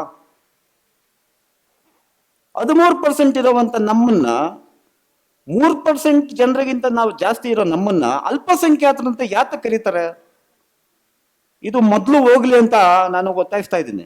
ಈಗ ಸಿದ್ದರಾಮಯ್ಯನವರು, ಮುಖ್ಯಮಂತ್ರಿ ಸಿದ್ದರಾಮಯ್ಯನವರು ಶರಣ ಸಮಾಜದಲ್ಲಿ ಲಿಂಗಾಯತ, ವೀರಶೈವ ಅನ್ನುವಂಥ ಒಂದು ವಿವಾದಕ್ಕೆ ಎಡೆ ಮಾಡಿ ಲಿಂಗಾಯತ ಧರ್ಮದವರನ್ನ ಸ್ವತಂತ್ರ ಧರ್ಮದವರು ಅನ್ನೋ ಮಾನ್ಯತೆಯನ್ನು ಕೊಡಿಸೋದಕ್ಕೆ ಅವರು ಪ್ರಯತ್ನಗಳನ್ನ ಪಡ್ತಾ ಇದ್ದಾರೆ. ಪಡ್ಲಿ, ಸಂತೋಷ. ಆದರೆ ನಾನು ಈ ವೇದಿಕೆಯಿಂದ ಒಂದು ಮುಖ್ಯಮಂತ್ರಿಯಲ್ಲಿ ಕಳಕಳಿಯಿಂದ ಮನವಿ ಮಾಡ್ಕೊಳ್ತಾ ಇದ್ದೀನಿ. ಲಿಂಗಾಯತರನ್ನ ಪ್ರತ್ಯೇಕ ಧರ್ಮದವರು ಅಂತ ಮಾನ್ಯ ಮಾಡೋದಕ್ಕೆ ಅವ್ರು ನಡೆಸಿರೋ ಪ್ರಯತ್ನದ ಜೊತೆಯಲ್ಲೇ ನಾಥ ಪಂಥಕ್ಕೆ ಸೇರಿದ ಒಕ್ಕಲಿಗರನ್ನು ಸಹ ಸ್ವತಂತ್ರ ಧರ್ಮದವರು ಅಂತ ಮಾನ್ಯ ಮಾಡಬೇಕು. ಬಹುಮುಖ್ಯವಾಗಿ ಅಲ್ಪಸಂಖ್ಯಾತರು ಅನ್ನುವಂಥ ಮುಸಲ್ಮಾನರು ಕಟ್ಟಿರುವಂಥ ಹಣೆಪಟ್ಟಿಯನ್ನು ಕಳ್ಸೋದಕ್ಕೆ ಪ್ರಯತ್ನ ಪಡಬೇಕು. ಈ ಕೆಲಸವನ್ನ ನಾವು MEP ಪಾರ್ಟಿಯಿಂದ ಮಾಡೋದಕ್ಕೆ ಮುಂದಾಗ್ತೇವೆ. ನಾವು ನಮ್ಮ ಬೆಂಬಲವನ್ನ ಘೋಷಣೆ ಮಾಡೋದಕ್ಕೆ ನಾವು ಅವ್ರ ಜೊತೆಗೆ ಮಾತುಕತೆ ಮಾಡಬೇಕು. ನಾನು ಕೇಳಿದ್ದೀನಿ ಅವ್ರಿಗೆ, ನಮ್ಮ ಜಿಲ್ಲೆಯ ಎಲ್ಲ ಡಿಸ್ಟಿಕ್ ಕನ್ವೀನರ್ಸ್ ಅವರೊಟ್ಟಿಗೆ ಸಭೆ ಮಾಡಿ ಒಂದು ತೀರ್ಮಾನಕ್ಕೆ ಬರ್ತೀವಿ. ಇಡೀ ರಾಜ್ಯಾದ್ಯಂತ ಮತಕ್ರಾಂತಿ ಯಾತ್ರೆಯನ್ನು ಮಾಡ್ತೀವಿ, ಸಹಮತ ಸಮಾವೇಶಗಳನ್ನು ಮಾಡ್ತೀವಿ, ಎಲ್ಲ ಜಿಲ್ಲೆಗಳಲ್ಲಿ ಪತ್ರಿಕಾಗೋಷ್ಠಿಗಳನ್ನು ಮಾಡ್ತೀವಿ. ಒಟ್ಟಾರೆ ನಾವು ಅವ್ರ ಜೊತೆಗಿರ್ತೀವಿ. ಜೈ ಭೀಮ್, ಜೈ ಭಾರತ್, ಜೈ ಕರ್ನಾಟಕ. ರಾಮ್ ಸರ್ ಅವರು ಎಷ್ಟು ಚೆನ್ನಾಗಿ ಬೆಂಬಲವನ್ನ ಸೂಚಿಸಿದ್ರು. ಧನ್ಯವಾದಗಳು. ನಿಮ್ಮ ಬೆಂಬಲ ನಮ್ಮ ಜೊತೆ ಹೀಗೆ ಇರಲಿ ಅಂತ ಕೇಳ್ಕೊಳ್ತಾ, ಈಗ ದಯಮಾಡಿ ಸುರೇಶ್ ಅವರು ಒಂದೆರಡು ಮಾತನ್ನ ಆಡ್ಲಿಕ್ಕೆ ಬರಬೇಕಾಗಿ ಕೋರ್ಕೊಳ್ತಾ ಇದ್ದೇನೆ ವೇದಿಕೆಗೆ. Dear friends, it's my privilege to be associated in the truly secular party like MEP. It is very lucky to be associated with Dr. Navira Sheikh ji to carry on the movement Justice for Humanity. MEP is just not a movement, the future of the country. So I am empowered to be with Dr. Navira Sheikh madam. Thank you for giving me an opportunity. Suresh ಅವರೇ, ಮಾತು ಮಿತಿ ಕೃತಿ ಅತಿ ಅಂದ್ರೆ ಕೆಲಸ ಜಾಸ್ತಿ ಮಾತು ಕಮ್ಮಿನಾ? ಜೋರಾದ ಚಪಾಳಿಯೊಂದಿಗೆ ಅವ್ರಿಗೆ ಧನ್ಯವಾದಗಳನ್ನ ಅರ್ಪಿಸ್ತಾ ಈಗ ಬರ್ಮಾಡ್ಕೊಳ್ತಾ ಇದ್ದೇನೆ ಪ್ರತಿಭಾ ಮುಲಾನಿ ಅವರನ್ನ ನಮ್ಮೆಲ್ಲರನ್ನ ಉದ್ದೇಶಿಸಿ ಮಾತನಾಡ್ಲಿಕ್ಕಾಗಿ. I request Pratima, very beautiful lady Pratima Mulani on stage. Good evening, ladies and gentlemen. I'm very happy to see this party MEP, and I thank you Husna and Rizwan to let me know about this. Ladies होके after losing my father, मैं गुजरात से हूँ, तो जो problems मैंने face किए हैं, समझो पॉलिटिशियंस के पास, पुलिस के पास, ये वो, अच्छा वो तो अच्छा था कि भी चलो my father was well connected, तो मेरा सब काम अच्छे से हो गया. लेकिन जो कॉमन लेडीज़ हैं और जो नॉर्मल लोग कैसे भी अप्रोच करेंगे तो वो लोग का क्या हर्ष हुआ रहता. मैं इतनी बोल्ड होके, इतनी वेल कनेक्टेड होके भी मेरा काम अटक रहा था. और जो गुजरात का रोज़ी पिक्चर है वही है. बाकी जब मेरी प्रॉपर्टी फैक्ट्री में खाली कराने के लिए गई थी तो एक आदमी ने मेरे सामने गन रखा. जो मेरा टेनेंट था उसने मेरे सामने गन रख के बात किया. ओके ठीक है कि मेरे साथ भी थोड़े लोग अच्छे थे, हम लोग स्लोली क्वाइटली वहाँ से निकल गए. लेकिन अभी मेरे को लग रहा है आई एम सो हैप्पी कि MEP पार्टी के थ्रू हम लोग बहुत अच्छे काम भी कर सकते हैं और लेडीज़ लोग को जिसको भी कुछ भी प्रॉब्लम है आके सबको अप्रोच कर सकते हैं. I am very happy about this party and all the best to the doctor Sheikh. Thank you so much, Pratima ma'am, for the very short and sweet speech. Now I request Shoaib to please come forward and address the gathering. ಅಸ್ಸಲಾಮು ಅಲೈಕುಮ್ ವರಹಮತುಲ್ಲಾಹಿ ವಬರಕಾತುಹು. ಎಲ್ಲರಿಗೆ ನಮಸ್ಕಾರ. ಮಹಿಳಾ empowerment ಪಾರ್ಟಿಯಿಂದ ನಮ್ಮ doctor नौहीरा Sheikh madam के नमस्कार. ये एक ऐसी सोच है पार्टी लेके आई है, एक सिस्टम को बदलाव सिस्टम लाना चाहती है कि मैडम को जो जितने भी ये जो महिला को जो तकलीफ हो रही है, जो इन हादसों से गुजर रहे हैं, आज एक बच्ची कोई भी रंधे इसमें जो कॉलेज जा रही है, स्कूल जा रही है, सेफ नहीं है. तो इसके वास्ते एक ऐसा सिस्टम है MEP पार्टी के थ्रू से महिला को डेवलप करने के लिए लेके आके इनकी कई 20 साल की मेहनत जो रंग लाई है. अभी ये जो है हम सब मिलके इनको एक साथ मौका देंगे, इनके साथ हमें आगे बढ़ के एक होके नेक होके काम करने का एक मौका मिला है इस मंच के ऊपर. तो इसके वास्ते हम सब लोग सही से एक इरादे से ये कई कम्युनलिज्म हटा के क्या बोलो एक होके महिला एम्पावरमेंट पार्टी को साथ दे के आगे लेके जाएंगे. इंशाअल्लाह जो महिला एम्पावरमेंट पार्टी जो विडोस है, जब बच्ची बैकू बच्ची जो महिला जो भी है जब पैदा होती है चाइल्ड से लेके विडो तक भी इंशाअल्लाह उनको तकलीफों से ही गुजरना पड़ा है। एक औरत के कई महीने हैं कि जैसे वो एक बेटी है, एक माँ है, एक बीवी है, एक की हर एक अच्छा सुख दुख दर्द समझने वाली महिला है। इस महिला को सही मुकाम पे लेके जाइए। इंशाअल्लाह ये जो पार्टी जो विचार जो नई सोच लेके सिस्टम बदलाने के लिए जो आए हुए हैं, इनके लिए हम लोग साथ मिलके काम करेंगे। इंशाअल्लाह इसमें कामयाबी अता फरमाए। जय हिंद, जय कर्नाटक। ಧನ್ಯವಾದಗಳು ಶೋಯಬ್ ಜಿ. ಈಗ ಬರ್ಮಾಡ್ಕೊಳ್ತಾ ಇದ್ದಾನೆ ಸೈಯದ್ ಜಬಿ ಅವರನ್ನ ನಮ್ಮೆಲ್ಲರನ್ನ ಉದ್ದೇಶಿಸಿ ಮಾತನಾಡ್ಲಿಕ್ಕಾಗಿ. ಯಾರೆಲ್ಲರೂ ಇವತ್ತು ಮಾತಾಡ್ತಾ ಇದ್ದಾರೆ ವೇದಿಕೆಯಲ್ಲಿ ಅವರು ನಮ್ಮ MEP ಯೊಂದಿಗೆ ಪ್ರಾರಂಭದ ಹಂತದಿಂದಲೂ ಕೂಡ ಕೆಲಸ ಮಾಡಿರುವಂತವ್ರಿಗೆ ಮಾತ್ರ ಅವಕಾಶವನ್ನ ಕೊಡ್ಲಾಗ್ತಾ ಇದೆ. अस्सलाम वालेकुम वरहमतुल्लाहि वबरकातुह। ज़्यादा वक्त ना लेते हुए मैं मेरी बात को शुरू करता हूँ। सबसे पहले मैं हमारे नेशनल प्रेसिडेंट आलिमा डॉक्टर नौहिरा शेख मैडम को मैं मुबारकबाद देता हूँ कि वो हमारे इस सियासी दौर पे कदम रखे हैं कर्नाटक में एक नए चेंजेस लाने के लिए। मैं उनका शुक्रगुजार हूँ। मैडम आपका शुक्रिया है कि आप MEP पार्टी हमारे कर्नाटक में लॉन्च किए हैं। सबसे पहले मैं ये कहना चाहता हूँ, ज़मीन पर उस वक्त तक फैसले नहीं होते जब तक आसमान पर फैसले नहीं होते। तो मेरे नज़रिए से ये आसमान से फैसले उतरे हैं ताकि मैडम एक पार्टी बना सकें। हालांकि वो तो 20 साल से सोशल वर्क में काम करती आई हुई हैं, 19 साल की उम्र से लेकर आज तक ये काम करते हुए आए हैं सोशल वर्क का काम। लेकिन आज इन्होंने एक पार्टी बनाई है, वो मेरे नज़रिए से ये है कि वो अल्लाह की तरफ से एक इनाम है, वो अल्लाह की तरफ से एक फैसला है ताकि हमारे जो अभी हालात हैं हिंदुस्तान में, जो सियासी हालात बदतर से बदतर जो हो रहे हैं, उसमें एक सही रास्ते को लेकर आने के लिए मैडम को अल्लाह ने भेजा है। अल्लाह का शुक्र है, अल्लाह का एहसान है कि अल्लाह डॉक्टर नौहिरा मैडम को हमारे साथ भेजा है। यहाँ बिकता है सब कुछ, यहाँ बिकता है सब कुछ, जरा संभल कर रहना। लोग हवाओं को भी बेच देते हैं गुब्बारों में डालकर। तो बोलने वाले बहुत कुछ बोलते हैं कि ये पार्टी ऐसी है, ये पार्टी वैसी है। बोलने में क्या जा रहा है? वैसे तो हमें 70 साल से 2-3 हुकूमत को देखते ही आ रहे हैं, कांग्रेस बीजेपी दूसरे तीसरे पार्टियों को ही देखते आ रहे हैं। लेकिन अभी जो पार्टी आई है इनके नेक इरादे हैं, नेक ख्यालात हैं। इंशाल्लाह मैं इस पार्टी से जुड़ा हूं और तमाम लोगों से मैं गुजारिश करता हूं कि हमारी पार्टी को साथ दें, हमारा साथ दें, यहाँ तक कि हमारी हुकूमत हिंदुस्तान पर आ जाए। हमारी निगाह सिर्फ कर्नाटक पर नहीं है, 224 सीटों पर नहीं है, हमारी नजर वजीर आला पर है, हमारी नजर पूरे हिंदुस्तान की हुकूमत में है। इंशाल्लाह आप लोग हमारा साथ दें, दुआएं दें। इंशाल्लाह 2019 के इलेक्शंस में, लोकसभा इलेक्शंस में पूरे के पूरे हम खड़े उतरे और हमारी पार्टी बनाए। जय हिंद, जय कर्नाटका, जय MEP। Thank you so much Syed sir. ಈಗ ದಯಮಾಡಿ ನಮ್ಮ ಕರ್ನಾಟಕ ರಾಜ್ಯ ವಕ್ತಾರರು MEP ಪಕ್ಷದ ಸಿರಾಜ್ ಅಹಮದ್ ಜಾಫ್ರಿ ಅವರನ್ನ ಬರ್ಮಾಡ್ಕೊಳ್ತಾ ಇದ್ದಾನೆ ನಮ್ಮೆಲ್ಲರನ್ನ ಉದ್ದೇಶಿಸಿ ಮಾತನಾಡ್ಲಿಕ್ಕಾಗಿ. ರಬ್ಬಿ ಇಶ್ರಹ್ ಲಿ ಸದ್ರಿ ವಯಸ್ಸಿರ್ ಲಿ ಅಮ್ರಿ ವಹ್ಲುಲ್ ಉಕ್ದತಂ ಮಿನ್ ಲಿಸಾನಿ ಯಫ್ಕಹು ಕೌಲಿ.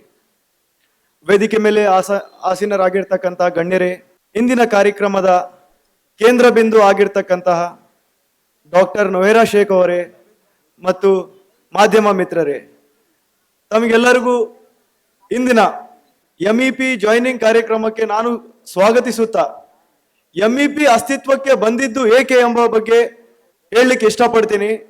ಈಗಾಗಲೇ ರಾಜ್ಯ ಸರ್ಕಾರ ಮತ್ತು ಕೇಂದ್ರ ಸರ್ಕಾರ ಮಾಡಿದ್ದೇನು ನಾವೇನು ಹೇಳೋದ ಅವಶ್ಯಕತೆ ಇಲ್ಲ. ದಿನನಿತ್ಯ ನಾವು TV ಓಪನ್ ಮಾಡಿದ್ರೆ ರಾಜ್ಯ ಸರ್ಕಾರದ ಬಗ್ಗೆ ಕೇಂದ್ರ ಸರ್ಕಾರ ಹೇಳುತ್ತೆ, ಕೇಂದ್ರ ಸರ್ಕಾರದ ಬಗ್ಗೆ ರಾಜ್ಯ ಸರ್ಕಾರ ಹೇಳುತ್ತೆ. ಇವರು ಇಬ್ಬರ ಮಧ್ಯದಲ್ಲಿ ಜನತಾ ಎಲ್ಲಿ ಹೋಗಿದೆ? ನಮಗೆ ಯಾವ ಮಟ್ಟದ ಗವರ್ನೆನ್ಸ್ ಅನ್ನು ಸ್ಟೇಟ್ ಗವರ್ಮೆಂಟ್ ಮತ್ತು ಸೆಂಟ್ರಲ್ ಗವರ್ಮೆಂಟ್ ಕೊಟ್ಟಿದೆ, ಅದು ಒಂದು ದೊಡ್ಡ ಪ್ರಶ್ನೆ ಚಿಹ್ನೆ ಆಗಿ ಉಳಿದಿದೆ. ನಾವು ಕೇಳಿದ್ರೆ ರಾಜ್ಯ ಸರ್ಕಾರ ನಮಗೆ ಯೋಜನೆಗಳು ಕೊಟ್ಟಿದೆ, ಅನ್ನ ಭಾಗ್ಯ, ಕ್ಷೀರ ಭಾಗ್ಯ. ಅದ್ರ ಜೊತೆಯಲ್ಲಿ ಡೆಂಗು ಭಾಗ್ಯ, ಡಾಕ್ಟರ್ ಇರಲಾರ್ದು ಭಾಗ್ಯ, ಮೃತ ಭಾಗ್ಯ, ಡಸ್ಟ್ ಭಾಗ್ಯ. ಮತ್ತೆ ಕೇಂದ್ರ ಸರ್ಕಾರದಿಂದ ಬಂದಿರತಕ್ಕಂಥ ತಮ್ಮೆಲ್ಲರಿಗೂ ಗೊತ್ತಿದೆ सबका साथ सबका विकास, पता नहीं किसका साथ और किसका ವಿಕಾಸ್. ಈ ಎಲ್ಲದನ್ನ ಮರೆಮಾಚು ಮಾಡಿ ಮುಂಬರ್ತಕ್ಕಂಥ ದಿನಗಳಲ್ಲಿ ಜಸ್ಟಿಸ್ ಫಾರ್ ಹ್ಯೂಮ್ಯಾನಿಟಿ ಅಂತ ಒಂದು ಪಕ್ಷ ಹೊರಗೆ ಬಂದಿದೆ. ದಟ್ ಈಸ್ ಮಹಿಳಾ ಎಂಪವರ್ಮೆಂಟ್ ಪಕ್ಷ.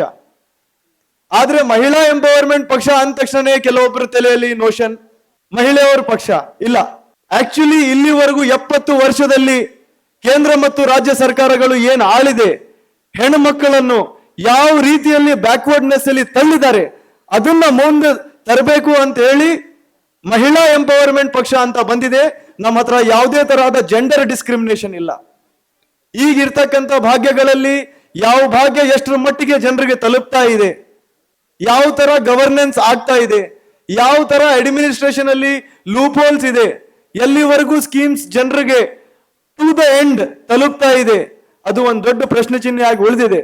ಮುಂಬರ್ತಕ್ಕಂಥ ದಿನಗಳಲ್ಲಿ ನಮ್ಮ ಪಕ್ಷ ಇದಕ್ಕೆ ದಿಟ್ಟ ಸವಾಲು ಹಾಕಿ ಕೇಂದ್ರ ಮತ್ತು ರಾಜ್ಯ ಸರ್ಕಾರ ಜೊತೆ ಅಂಕಿ ಅಂಶಗಳ ಜೊತೆ ನಾವು ಇದಕ್ಕೆ ಮುಂಬರ್ತಕ್ಕಂಥ ದಿನಗಳಲ್ಲಿ ಜನರ ಮುಂದೆ ಇಡ್ತೇವೆ.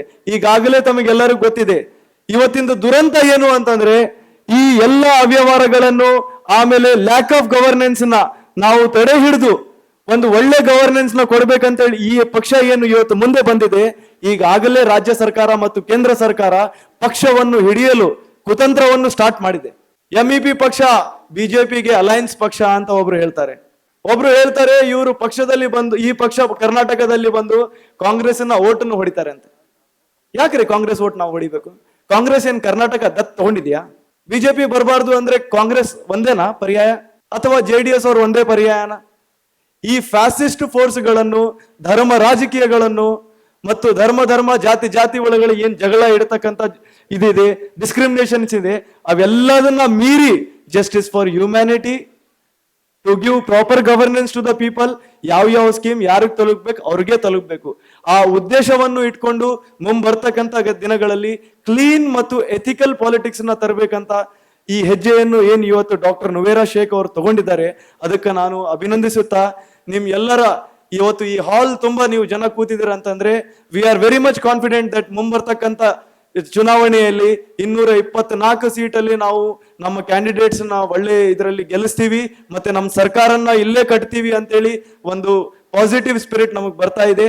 ಇದೇ ತರ ನೀವು ಹೋಗಿ ನಿಮ್ಮ ಸಂಗಾತಿಗಳನ್ನು ತಿಳಿಸಿ ನಮ್ಮ ಪಕ್ಷವನ್ನು ಬಲಿಷ್ಠ ಮಾಡ್ಬೇಕಂತೇಳಿ ಈ ವೇದಿಕೆಯ ಮೂಲಕ ನಿಮ್ಮೆಲ್ಲರಿಗೆ ವಿನಂತಿಸುತ್ತಾ ನನಗೆ ಈ ವೇದಿಕೆಯಲ್ಲಿ 2 ಮಾತನ್ನು ಮಾತಾಡ್ಲಿಕ್ಕೆ ಅವಕಾಶ ಮಾಡಿರ್ತಕ್ಕಂಥ ತಮ್ಮೆಲ್ಲರನ್ನ ವಂದಿಸುತ್ತಾ ನಾನು ಮಾತನ್ನು ಮುಗಿಸ್ತೀನಿ.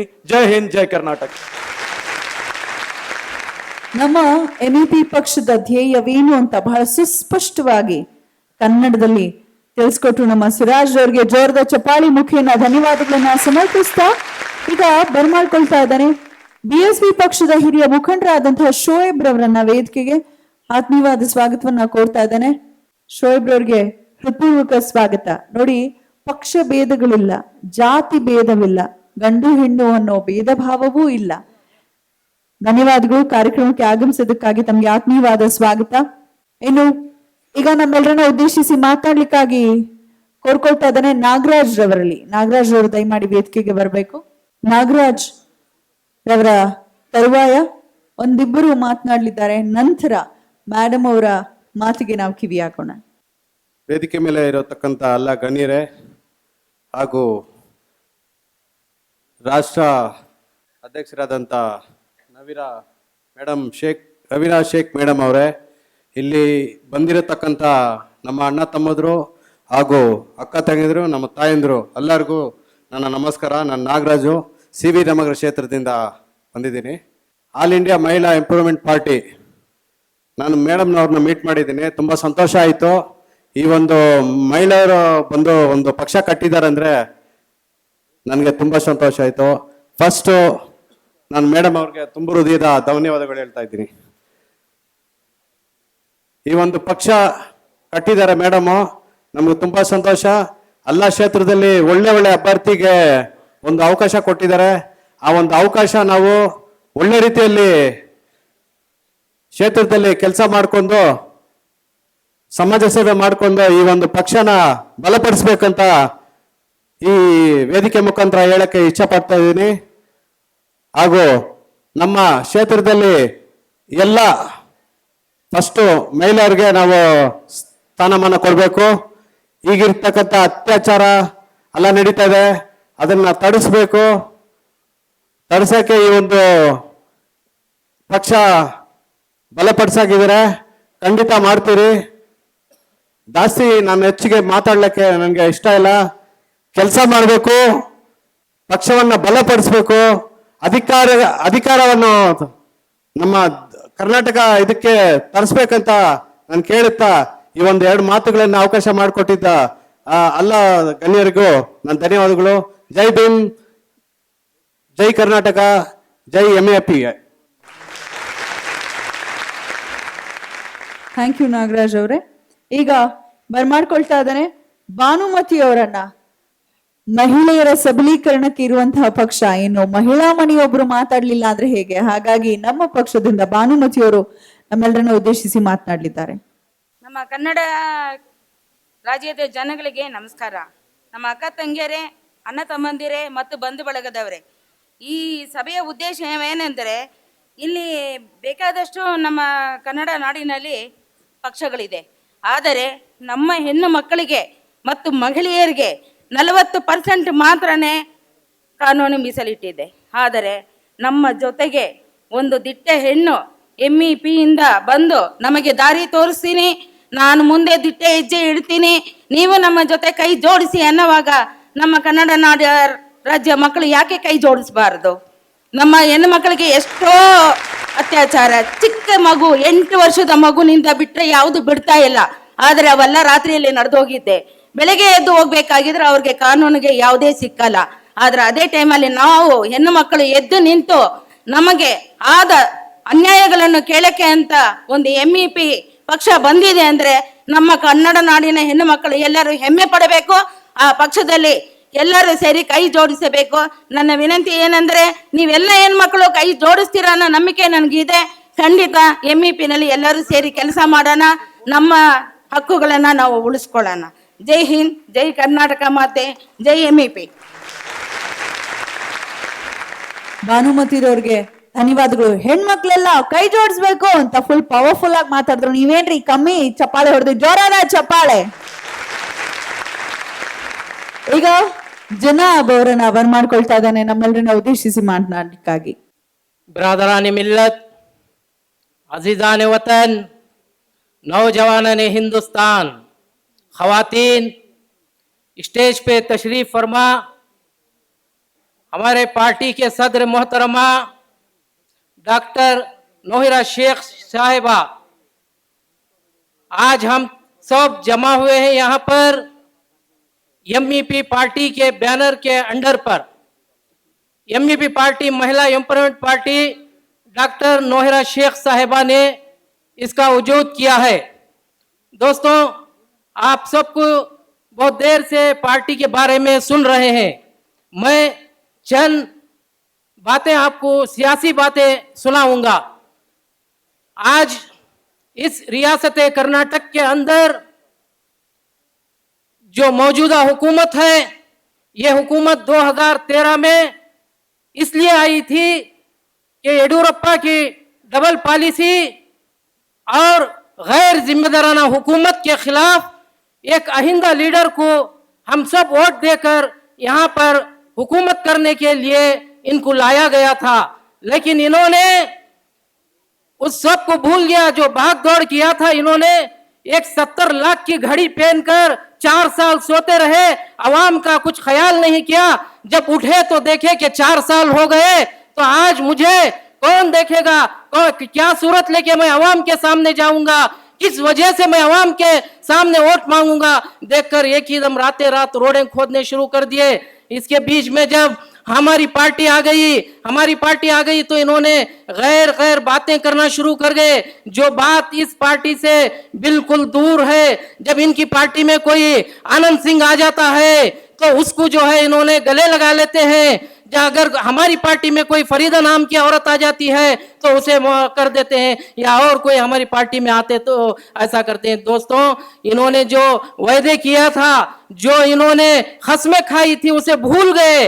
आज इनके पास कोई सूरत नहीं है कि वोट मांगने के लिए जब कभी भी इलेक्शन आता है तो इन्होंने 1972 तक इन्होंने जो है सिर्फ और सिर्फ पड़ोसी मुल्क का डर दिखाकर वोट लिया, और आज जो है इन्होंने 1980 से लेकर आज तक बीजेपी का डर दिखाकर हम अक़लियतों का वोट लेते हैं। क्या हम डर के मारे इनको वोट दे देंगे? क्या कभी भी इन्होंने कोई डेवलपमेंट के नाम पर वोट मांगा है? आप देखे हैं कभी भी इन्होंने डेवलपमेंट के नाम पर वोट नहीं मांगा तो डर दिखा के मांगा है। आज इनके पास कोई वोट मांगने का सूरत हाल नहीं है, इसलिए हम सबको जो है बीजेपी का डर दिखाते हैं। भाइयों, बोलना चाहे तो बहुत है, टाइम कम है। मैं इसी तरह और थोड़ा आपको सेंट्रल के बारे में बता देता हूं, जो आज बताना जरूरी है, क्योंकि 2014 का जब इलेक्शन आया था वो दो मुद्दों पर लड़ा गया था।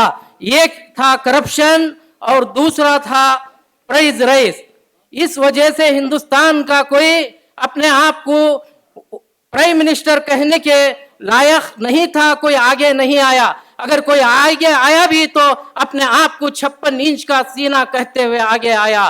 दोस्तों, उस वक्त में उन्होंने ऐसे वादे किए थे कि मैं हर साल जो है 2 करोड़ नौजवानों को जो है सरकारी नौकरी दूंगा। दोस्तों, 2 करोड़ नौकरी तो क्या 20 नौकरी भी नहीं दी इन्होंने। इसी तरह फिर वायदे किए थे इन्होंने विकास विकास विकास, कहीं भी जाते तो विकास का नारा लगता था। अगर आप देखेंगे तो अगर इस देश में किसी का विकास हुआ है, वो विकास हुआ है अडानी का, वो विकास हुआ है अंबानी का, वो विकास है पतंजलि बाबा का। और अगर विकास किसी का हुआ है तो वो खुद मोदी का विकास हुआ है, जो इन्होंने 2 करोड़ 72 लाख के लिबास पहनते हुए, एक गाना था दुनिया की सैर कर लो बोल के दुनिया की सैर करते रहे, आवाम का भूल गए। जब इन्होंने देखा कि इनके हाथ से दिल्ली की सीट चले गई, फिर देखा कि बिहार इनके हाथ से चले गया, तो सोचे इनके सर पे जो है इलेक्शन आ खड़ा हुआ है। इलेक्शन खड़ा है, यूपी का सबसे बड़ा रियासत है इस हिंदुस्तान का। तो इन्होंने सोचा अब क्या करूं, मैं कैसा करूं। तो इन्होंने देखा रातें रात जो है पड़ोसी मुल्क के अंदर सर्जिकल स्ट्राइक किया। सर्जिकल स्ट्राइक करने के बाद वो किसी को बात हजम नहीं हुई। ये बात हजम नहीं हुई कि अंदर घुसे किसी के घर में खरोश तक नहीं आई। तो इसे इन्होंने सोचा कि आज मेरी चलने वाली नहीं है इस हिंदुस्तान के अंदर। फिर तो इन्होंने देखा कि अब क्या करूं, रातें रात नोटबंदी कर दी। नोटबंदी ऐसा किया इन्होंने, रात के 8 बजे आए, आकर कहा कि आधा सच और आधा झूठ था उसमें। एक सच वो था कि इन्होंने कहा कि आज रात से जो है 500 रुपए और 1000 रुपए की नोट कागज के रद्दी के बराबर है।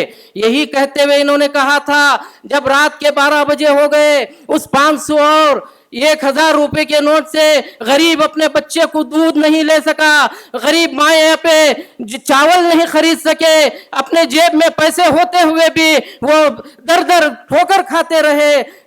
जो बाहर से आए थे वो लोग जो है 500 रुपए की नोट देकर होटल में खाना नहीं खा सके, क्योंकि इनकी ये चाल थी कि गरीबों को मारना था। लेकिन ये एक सच था, ये जो है ये सच था कि 500 रुपए, और झूठ वो था कि 45 दिन इस 500 और 1000 रुपए से पेट्रोल बिकता रहा, क्योंकि वो पेट्रोल जो है अंबानी का था। ये पेट्रोल अंबानी का था, इसलिए 45 दिन का पूरे देश के अंदर बिकता रहा। भाइयों, जब इन्होंने वाराणसी के अंदर नॉमिनेशन फाइल किया था और उस वक्त इन्होंने कहा था कि मुझे माँ गंगा ने बुलाई है, माँ गंगा ने बुलाई, जिस माँ के लिए आज हर इंसान जो है अपनी जान देने के लिए तैयार होता है। लेकिन इन्होंने 2 वक्त उस माँ का इस्तेमाल कर लिया। जिस माँ की गंगा की इन्होंने सौगंध खाई थी, आज तक उस माँ गंगा को इन्होंने साफ नहीं किया है। 4 साल पूरे हो गए हैं। जिस वाराणसी में इन्होंने जीत कर आए, वहां की इस गंगा को साफ नहीं कर सके। और दूसरी बार इन्होंने माँ का इस्तेमाल किया कि कि अपनी माँ को क्यों लाइन में खड़ा कर दिया और खड़ा करके कहा जाओ ले लो। इनकी माँ जिस दिन ने माता जी 500 और 1000 रुपए के नोट देकर 4000 रुपए बैंक से लेकर आ गई, दूसरे दिन जो है दूसरी हमारी माँ बहनों के लिए जो है 2000 रुपए कर दिया। बताओ ऐसा प्राइम मिनिस्टर हो सकते हैं क्या कोई, जो अपनी माँ के लिए अलग है, दूसरी हमारी माँ बहनों जब दूसरे दिन क्यों लाइन में खड़े तो उनके लिए 2000 रुपए हो गए। भाइयों बहनों, इन्होंने जो है आज तक कोई तरक्की नहीं की है। तरक्की के नाम पर इनको वोट लेना नहीं है, जात को बांटना है, धर्म के नाम पे लेना है। और इसीलिए आज कोई कहता है कि मैं जो है तेज महल बना देता हूं, ताजमहल। अरे कुछ भी बना लो, हमको ताजमहल से कुछ लेने वाला नहीं है। तेज महल बना दो या उसको उठा दो, हमारे को उससे लेना देना नहीं है। आज हमें चाहिए एजुकेशन चाहिए, हमें चाहिए कि गरीबी हटाना चाहिए, हमें चाहिए हर इंसान को जो है घर चाहिए, हर इंसान को पीने का पानी चाहिए। इस रियासत कर्नाटक के अंदर हमने दौरा किया, जब दौरा किए तो हमें देख रहे हैं जहां हमारी अक़लियतों हैं उस जो है स्लम से बदतर एरिया है, चाहे वो बिदर हो, गुलबर्गा, रायचूर, जहां भी हम जाए तो इस मोहल्ले ऐसे हैं कि जो बदतरीन एरिया है, स्लम से बदतर, उसको डेवलपमेंट तक नहीं किया है। जो बड़े बड़े अपने आप को जो है 30-30, 25-25 साल से उस एरिया के एमएलए हैं।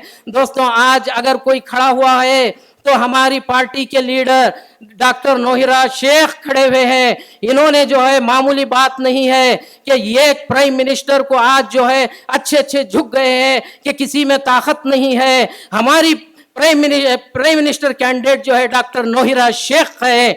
आप सब जो है इनका भरपूर साथ दीजिए, चाहे कोई कुछ बताए, लेकिन हम जो है किसी के सामने झुकने वाले नहीं है, किसी को डरने वाले नहीं है। अगर जो है हम काम करें तो सिर्फ एमईपी के लिए काम करें। आने वाले इलेक्शन में कर्नाटक के जो है हम 130 सीट जीतकर इस रियासत कर्नाटक के अंदर हमारे वजीर आला बिठाएंगे। इसी चंद बातों के साथ मैं अपनी जगह लेता हूं, जो चंद बात कहने का मौका दिए शुक्रिया अदा करता हूं। अस्सलाम वालेकुम, जय हिंद। ವಾಹ್ ಜನಾಬ್, ವಾಹ್, what a speech. Thank you so much. ಈಗ ಕೆಲವೊಂದು ಶಾಯರಿಗಳನ್ನ ಹೇಳೋದಕ್ಕೆ ಬರ್ತಿದ್ದಾರೆ ಅಬ್ದುಲ್ ಅಜೀಜ್ ರವರು. ಜೋರದ ಚಪಾಳಿಯೊಂದಿಗೆ ಬರ್ಮಾಡ್ಕೊಳ್ತಾ ಇದ್ದೇನೆ. मुअज़्ज़िज़ हाज़रीन इकराम, अस्सलाम वालेकुम व रहमतुल्लाहि व बरकातहू। मैं अपनी बात इन अशार के साथ शुरू करना चाहता हूं, मुलाहिज़ा फरमाइए। ऐ मेरी कौम के बेदर्द जवानों, ऐ मेरी कौम के बेदर्द जवानों, मैं ना लीडर सही तस्लीम मुझे मत मानो, पर मेरे कौम के जख्मों की सदा पहचानो। 100 बात की एक बात है, इस बात को मानो, जीने की अगर सोची है तो अब मौत की ठानो। बेगर्क हुए कोई उभरता ही नहीं है, जो कौम पे मरता है वो मरता ही नहीं है। मुअज़्ज़िज़ हाज़रीन इकराम, कुछ इन्हीं ख्यालात को लेकर हमारी एमईपी की सदर मोहतरमा नौहिरा शेख साहिबा ने एमईपी का क़याम किया है। उनकी खिदमत में बहुत बहुत मुबारकबाद कि उन्होंने एक बहुत ही अजीम कारनामे को अंजाम दिया है। दोस्तों, जब इनकी जिंदगी को बगौर से देखा जाए, बहुत ही बारीकी से परखा जाए, तो इन्होंने अपनी जिंदगी में सिर्फ खिदमत खिदमत खिदमत की है। हाज़रीन इकराम, इस खिदमत को खुदा पाक कहता है कि यह सबसे बड़ी इबादत है। खिदमत खल्क़ खुदा सबसे बड़ी इबादत है। तो नौहिरा शेख साहिबा सिर्फ एक औरत का नाम नहीं, औरों तक रहमत पहुंचाने का नाम है। नौहिरा शेख एक इंसानियत का नाम नहीं, एक इंसानियत का नाम है। नौहिरा शेख एक अज़्म व हिम्मत का नाम है। नौहिरा शेख एक इबादत का नाम है। दोस्तों, हमें बहुत ही खुशी है कि नौहिरा शेख ने इस पार्टी का क़याम किया है। हम दिल खोल कर इनकी तायीद करते हैं। इबादत का नाम अल्लाह का है, यही है, इसलिए बिल्कुल, हाँ बिल्कुल सही बात है। मैं क्या कहना चाह रहा हूं, मेरी बात तक आप नहीं पहुंचे। नौहिरा शेख ने अपनी जिंदगी में सिर्फ खिदमत खिदमत पहले ही कह चुका हूं, खिदमत खल्क़ खुदा, बेशक इबादत के लायक सिर्फ अल्लाह ही है, कोई दूसरी बात नहीं है। मैं बात को आगे पहुंचा रहा हूं। दोस्तों, मोहतरमा नौहिरा शेख एक सेकुलर जहन रखती हैं, वो हिंदू हो या मुस्लिम, सिख हो या हो ईसाई, नौहिरा जी की नजरों में तो हर एक है भाई भाई। हाजरीन इकराम, मैं मेरे दोस्त इमरान भाई का बहुत ही मशकूर हूं, जो कि MEP के एक बहुत ही जांबाज सिपाही हैं, जिनके वसीले से मैं यहां तक पहुंचा हूं। उनका शुक्रिया अदा करता हूं और हमारे नूरुल्लाह साहब का शुक्रिया अदा करता हूं। बहुत बहुत शुक्रिया। Allah. Thank you Abdul sir. Actually Manu ಒಂದು ಮಾತನ್ನು ಹೇಳ್ತಾನೆ, ಹೆಣ್ಣು ಯಾವತ್ತೂ ಯಾವುದೇ ಕಾರಣಕ್ಕೂ ಅವಳಿಗೆ ಸ್ವಾತಂತ್ರ್ಯ ಅನ್ನೋದು ಸಿಗಬಾರ್ದು. ಯಾರ್ದಾದ್ರೂ ಒಂದು ಬೇಲಿಯಲ್ಲಿ ಅವ್ರು ಇರ್ಲೇಬೇಕು. ಹುಟ್ಟಿದಾಗ ತಂದೆ ಅವಳನ್ನ ಕಾಯ್ಬೇಕು. ಬೆಳೀತಾ ಬೆಳೀತಾ ಸ್ವಲ್ಪ ವಯಸ್ಕಳಾಗ್ತಾಳೆ, ಆಗ ಅಣ್ಣ ತಮ್ಮಂದಿರ ಕಾವಲಲ್ಲಿರ್ಬೇಕು. ನಂತರ ಮಕ್ಕಳು ಅವಳನ್ನು ನೋಡ್ಕೊಬೇಕು. ಮಕ್ಕಳಿಗೂ ಮುನ್ನ ಗಂಡನ ಒಂದು ಸುಪರ್ದಿಯಲ್ಲಿ ಅವಳು ಇರ್ಬೇಕಾಗತ್ತೆ. ಅದಾದ ಮೇಲೆ ವಯಸ್ಸಾದ ಮೇಲೆ ಮಕ್ಕಳ ಸುಪರ್ದಿಯಲ್ಲಿರ್ಬೇಕು ಅಂತ ಹೇಳ್ತಾರೆ. ಅಂದ್ರೆ ಅವಳು ಯಾವತ್ತೂ ಫ್ರೀಡಮ್ ಸಿಗ್ಬಾರ್ದು ಅಂತ ಒಂದ್ ಮಾತನ್ನ ಹೇಳಲಾಗಿತ್ತು. ಆದ್ರೆ ಈಗನ್ಸತ್ತೆ ಹೆಣ್ಮಕ್ಳು ಯಾವ ಕ್ಷೇತ್ರದಲ್ಲಿಲ್ಲ, ಎಜುಕೇಶನ್ ಅಲ್ಲಿ ನಂಬರ್ 1 ವಿಮೆನ್ ಇರ್ತಾರೆ, ಗರ್ಲ್ಸ್ ಇರ್ತಾರೆ, ಎಲ್ಲಾ ಕ್ಷೇತ್ರದಲ್ಲೂ ತಗೊಳ್ಳಿ.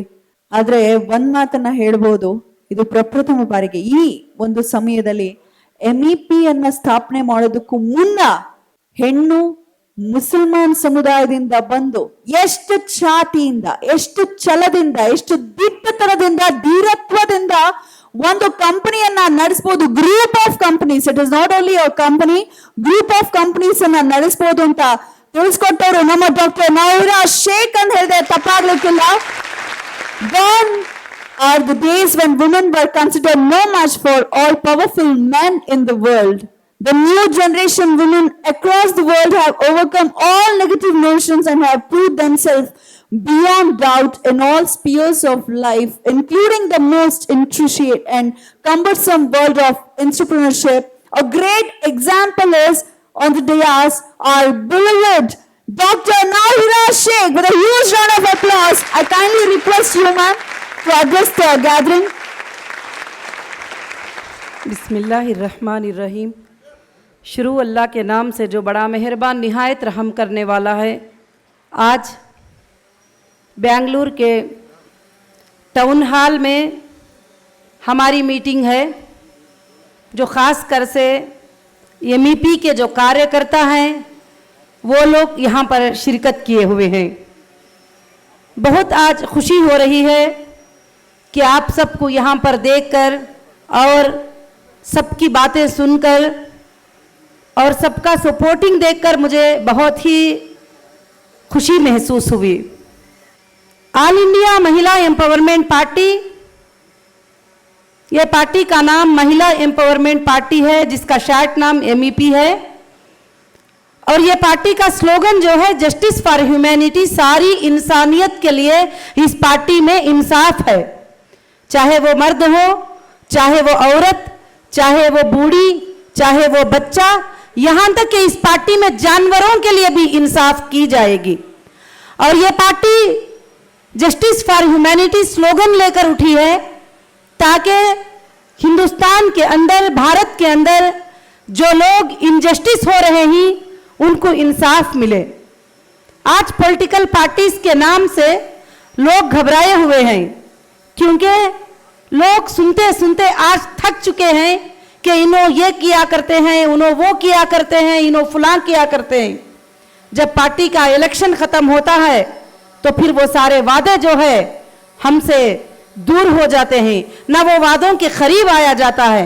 मैं सारे यहाँ पर आए हुए मेरे खास MEP के कार्यकर्ता को मुबारकबादी पेश करती हूँ, और जितने भी मंच पर बैठे हुए हैं उनको भी मैं मुबारकबादी पेश करती हूँ, क्योंकि पार्टी में सब ने हिस्सा लिया है। मुस्लिम ने, हिंदू ने, सिख ने, ईसाई ने, दलित ने और बहुत सारे लोगों ने पार्टी में हिस्सा लिया है।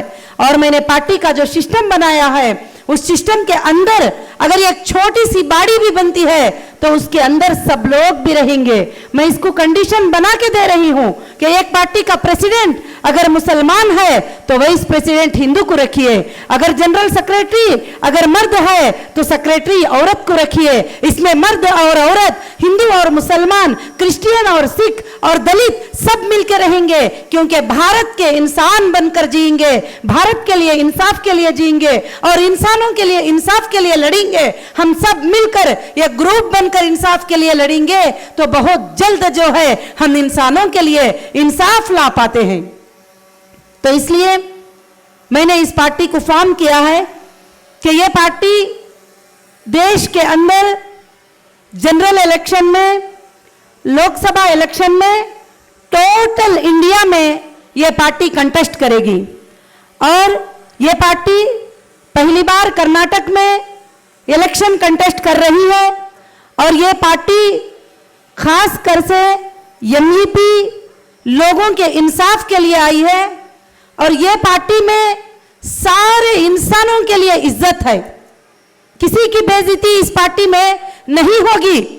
मुझे लोगों के फोन आ रहे थे, वो बीजेपी का इंसान है वो क्यों आया है तुम्हारे साथ, वो कांग्रेस का इंसान है ये क्यों तुम्हारे साथ आया है, वो जेडीएस का इंसान है ये क्यों तुम्हारे साथ आया है।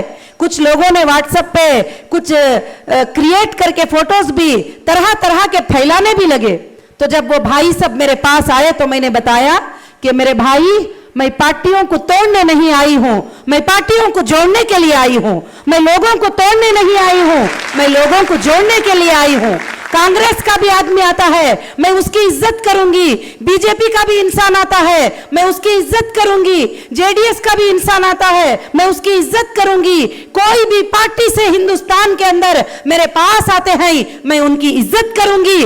जैन करना जैन ना करना वो उनके इख्तियार में है, वो उनको अधिकार है। यहां से ही हमारे दुश्मनी के बुनियादें शुरू होते हैं। मेरे बहनों, मेरे भाइयों, मैं आप सबसे गुजारिश करूंगी इन दुश्मनी के बुनियादों को सबसे पहले तोड़ो कि पार्टियों के नाम पे मत झगड़ा करो, पार्टियों के नाम पे मत नफरतें फैलाया करो, पार्टियों के नाम से झगड़े मत फैलाया करो, क्योंकि एक झगड़ा फैलाना कई फसादों के लिए रास्ता निकालता है। एक झगड़ा फैलाना कई जानलेवा साबित हो सकता है। तुम्हारा और मेरा पैदा करने वाला फरमाता है कि झगड़ा करना जमीन पर मुझे बिल्कुल पसंद नहीं है, खून खराबा करना जमीन पर मुझे बिल्कुल पसंद नहीं है। लोगों, सबकी इज्जत करो, कोई भी हो तुम उसकी इज्जत करो। हमारा कॉन्स्टिट्यूशन भी यही सिखाता है। अगर आपको कंटेस्ट करना है पीस से कंटेस्ट करो, जो तुम्हारे वोट है वो कहीं भी नहीं जाएंगे, तुमको चाहने वाले ही तुमको वोट देंगे। आज क्या है, स्लोगन बना लिए ही, वोट तोड़ने आ गए, वोट फोड़ने आ गए, वोट खत्म करने आ गए, वोट निकालने के लिए आ गए। मैं ये कहती हूं सबसे कि वोट तोड़ना किसको कहते हैं? अगर वोट तुम्हारा है तो वो क्यों टूटेगा? क्यों तुम्हें तुम्हारी पार्टी पर इतना भरोसा नहीं है? अगर वोट तुम्हारा है तो वो वोट क्यों टूटेगा? क्या पार्टी पर इतना ज्यादा भरोसा नहीं है? ना मैं वोट तोड़ने आई हूं, ना मैं आपको तोड़ने आई हूं, ना मैं वोट लेने आई हूं, मैं इंसाफ करने के लिए आई हूं, मैं इंसाफ की आवाज लेकर आई हूं, मैं आप सबको इंसाफ दिलाने के लिए आई हूं। मुझे कोई फर्क नहीं पड़ता कि कौन किस पार्टी से है, मैं सबकी भी इज्जत करूंगी। हां, जो इंसान गलत करता है मैं उसकी गलती को दलील के साथ बयान करूंगी कि ये बात गलत है, ये काम गलत है, ये काम हमारे साथ ऐसा हुआ है, ये नाइंसाफी है। चाहे वो स्टेट सरकार क्यों ना हो, वो चाहे सेंट्रल की सरकार क्यों ना हो, वो कोई भी सरकार क्यों ना हो, मैं इंसाफ की बात करूंगी, मैं दलील के साथ बात करूंगी। तो मैं चाहती हूं कि हम मोहब्बत का पैगाम एमईपी के जरिए सारे हिंदुस्तान के नाम करें, क्योंकि हम हिंदुस्तान में रहते हैं। यहां पर हम बटकर जी नहीं सकते, हम यहां पर मुंह फेर कर जी नहीं सकते, हम यहां पर नफरतों की नजर से देखकर जी नहीं सकते, क्योंकि जब सुबह में उठेंगे, हम रास्ता चलने निकलेंगे, हमारे सामने हिंदू भी आते हैं, मुसलमान भी आते हैं, हमारे सामने कई जमातों के लोग आते हैं तो हम सबको मुस्कुरा के बात करना चाहिए। यही अखलाक सिखाता है, यही भारत का संविधान सिखाता है। किसी को तोड़ना भारत का संविधान हमें नहीं सिखाया है। आज हमको चाहिए कि आज हम सब ये समझते हैं कि पॉलिटिकल पार्टी का मतलब क्या होता है। पॉलिटिक्स में आना, पॉलिटिक्स में ज्वाइन करना, मगर पॉलिटिक्स में क्यों ज्वाइन करते हैं? क्या कारों में बैठने के लिए, क्या बंगलों में बैठने के लिए, क्या बड़े बड़े कंट्रियों को घूमने के लिए? पॉलिटिक्स में आते क्यों हैं? पॉलिटिक्स में आने का मतलब होता है, जैसा हम बचपन से भी देखे आते हैं कि जो भी लोग पॉलिटिकल में आते हैं वो सफेद लिबास पहन लेते हैं। समझ में आ रही है बात? जो भी लोग पॉलिटिकल में आते हैं, चाहे हिंदू, चाहे मुस्लिम, चाहे क्रिश्चियन, चाहे ईसाई, कोई भी कार्यकर्ता हो, वो सफेद लिबास पहन लेते हैं। सफेद लिबास पहनने का मतलब यह है कि हमारे पास कोई भी भेदभाव नहीं है, ना हमारे पास कोई कलर है, ना मच्चा है। हम बिल्कुल से बिल्कुल सादा दिल लेकर जो है तुम्हारी खिदमत करने के लिए आ रहे हैं करके ये बताते हैं। हम पाकीज़ा है, हम ये बता रहे हैं। हम करप्शन से पाकीज़ा है, हम ये बता रहे हैं। हम रेवड़ीज़म से पाकीज़ा है, हम ये बता रहे हैं। हम लोगों के साथ मोहब्बत करेंगे, हम ये बता रहे हैं। हम पूरे देश की मोहब्बत करेंगे, हम लोगों को ये बता रहे हैं। मगर जब पीछे देखा जाए, बैकग्राउंड में देखा जाए, तो मेरे भाइयों, मेरे बहनों, देखिए क्या क्या पॉलिटिक्स के अंडर में होता है। तो मैं चाहती हूं कि हम एक अच्छा ग्रुप बने, हम सबको मोहब्बत सिखाएं। ये क्या मतलब है कि कांग्रेस से मिली हुई है? ये क्या मतलब है बीजेपी से मिली हुई है? ये क्या मतलब है फुलानी पार्टी से मिली हुई है? अगर कांग्रेस से मिलना होता तो कांग्रेस मुझे सेंट्रल मिनिस्टर बना देती। अगर बीजेपी से मिलना होता तो बीजेपी मुझे सेंट्रल मिनिस्टर बना देती। मुझे वो पार्टी लाकर तुम्हारे सामने इंसाफ की आवाज उठाने के लिए 24 घंटे मेहनत करने की बिल्कुल जरूरत नहीं है। मैं चाहती हूं हिंदुस्तान के घर घर में इंसाफ की आवाज पहुंचे और हिंदुस्तान के हर घर में ये आवाज पहुंचे कि पॉलिटिकल में हम क्यों आते हैं और हमारे हुकूक क्या ही, हमारे राइट क्या ही। और मैं ये चाहती हूं कि हमको पूरी दुनिया के अंदर एक वॉइस पहुंचाए कि हम जो है लोगों के लिए इंसाफ करने वाले बने। तो आज वो इंसाफ हमसे बहुत ही दूर होती चली गई है। आज महिलाओं के लिए मैं सब लोग पूछते हैं आकर, बहुत सारे मेरे भाई आते हैं यहाँ पर स्टेज पे, भाई भी बैठे हैं, बहनें भी बैठे हैं, और यहाँ पर भी बहनें भी बैठे हैं, भाई भी बैठे हैं, और मुझे साथ देने में भी भाई भी बैठे हैं, बहनें भी बैठे हैं। उन्होंने मुझे कहा कि ये पार्टी तो महिलाओं की पार्टी है, हमारा क्या काम है? मेरे भाइयों, 70 साल से आप पार्टियां बनाते रहे, हमारी बहनें आपको वोट देते रहे, हमारी माएं आपको वोट देते रहे, सब लोग आपको वोट देते रहे। कभी ये नहीं कहे कि मर्द ने पार्टी बनाई है। आज एक बहन ने पार्टी बनाई है तो ये महिलाओं की पार्टी है, मर्दों का क्या काम है? मेरे भाइयों, ये हर वो बाप की पार्टी है, वो हर भाई की पार्टी है, ये हर वो शौहर की पार्टी है जो अपनी बीवी को जो है एम्पावर में लाना चाहता है। ये सबकी भी पार्टी है मेरे भाइयों बहनों। इसमें सबको भी सीट मिलेगी, इसमें हमारे दलित भाइयों को भी सीट मिलेगी, इसमें मुसलमान भाइयों को भी सीट मिलेगी, इसमें हिंदू भाइयों को भी सीट मिलेगी। मेरी पार्टी में बीजेपी से भी आ सकते हैं, कांग्रेस से भी आ सकते हैं, जेडीएस से भी आ सकते हैं। हो सकता है वो मुझे चेक करने भी आते हो, मुझे नहीं मालूम। हो सकता है वो मेरा इन्वेस्टिगेशन भी करने आते हो, मुझे नहीं मालूम। मगर ये एक बात का यकीन है, जब वो आकर अंदर से मेरे इरादों को चेक करेंगे, वो मेरे जरूर हो जाएंगे, वो एमयूपी के जरूर हो जाएंगे, क्योंकि उन्हें देखेंगे कि ना मेरे अंदर कोई बुरे ख्यालात थी, ना बाहर कोई बुरे ख्यालात थी। मैं स्टेज पे भी वही बात करती हूँ, कमरे में भी वही बात करती हूँ, मेरे दिल में भी वही बात है, क्योंकि मैं लिख कर लाती नहीं हूँ तुम्हारे सामने। कि एक बार मेरे पास काफी हमारे लोगों की कम्युनिटी की एक जमात आके बैठी और उन्होंने कहा कि मैडम आपका मैनिफेस्टो बहुत अच्छा है, आपका इरादा भी बहुत अच्छा है और आपकी बात भी बहुत अच्छी है और हमको पसंद भी है। मगर हम एक बात से जो है थोड़ा सोच रहे हैं कि औरत के क़ियादत में हम कैसे आए। आप लोगों को बात समझ में आ रही है कि औरत के क़ियादत में हम कैसे आए? मैं सुन गई, हैरान हो गई इस बात को सुनकर। मैं थोड़ी देर के बाद मैंने हमारे उन भाइयों को मैंने जवाब दिया कि आज जिस औरत की क़ियादत आप कहते हो, अल्लाह ताला पैदा करने के वक्त ही तुम्हारे माँ के पेट में तुमको औरत के क़ियादत में देता है। क्या सच है झूठ है? तुम्हारी माँ तुम्हें 9 माह दूध पिलाकर पालती है। क्या सच है झूठ है? सच। और तुम्हारी माँ तुमको बड़ा करती है, तुम्हारी माँ तुमको स्कूल को भेजती है। यहाँ जितने भी मर्दे आए हैं सबको मालूम है तुम्हारी माँ तुम्हारे लिए सब कुछ करती है। तो मेरे भाइयों मुझे ये बताओ, हमारे रसूल सल्लल्लाहु अलैहि वसल्लम फरमाते हैं कि माँ के कदमों के नीचे जन्नत है, तो फिर ये कौन है? ये कौन है? आज खाली सियासत में काम करने के लिए कहते हो क़ियादत, तो एक माँ यस कहेगी तो तू जन्नती है, एक माँ नो कहेगी तो तू जहन्नुमी है। तो फिर इससे बड़ा फतवा, इससे बड़ा ग्रेड एक औरत का क्या हो सकता है? तुमको पेटों में पालने वाली, तुमको दूध पिलाने वाली, तुमको पैदा करने वाली, तुमको परवरिश करने वाली, आज तुम एक औरत को बेइज्जती से बात करते हो कि एक औरत है, एक औरत की तले हम कैसे काम करेंगे? ये गलत बात है, ये गलत सोच है। सोचों को बदलने की जरूरत है। अल्लाह ने औरत को अलग नहीं पैदा किया, मर्द को अलग नहीं पैदा किया। चाहे मैं अल्लाह कहूं, आप ईश्वर कहें, आप देवुडू कहें, हम तेलुगु में देवुडू कहें, आप कुछ भी कहें, मगर सबको पैदा करने वाला एक है जो ऊपर है, आसमानों के ऊपर, सबको। आप इससे कोई नाराज नहीं हो सकते, क्योंकि अगर हमारा ब्लड काटेंगे, हमारे ब्लड को मिक्स करके देखेंगे तो सबका ब्लड मैच हो जाता है। हॉस्पिटल में ब्लड चढ़ाने जाते हो तो सिर्फ ब्लड का ए पॉजिटिव बी पॉजिटिव होता है, हिंदू मुस्लिम ब्लड नहीं होता है।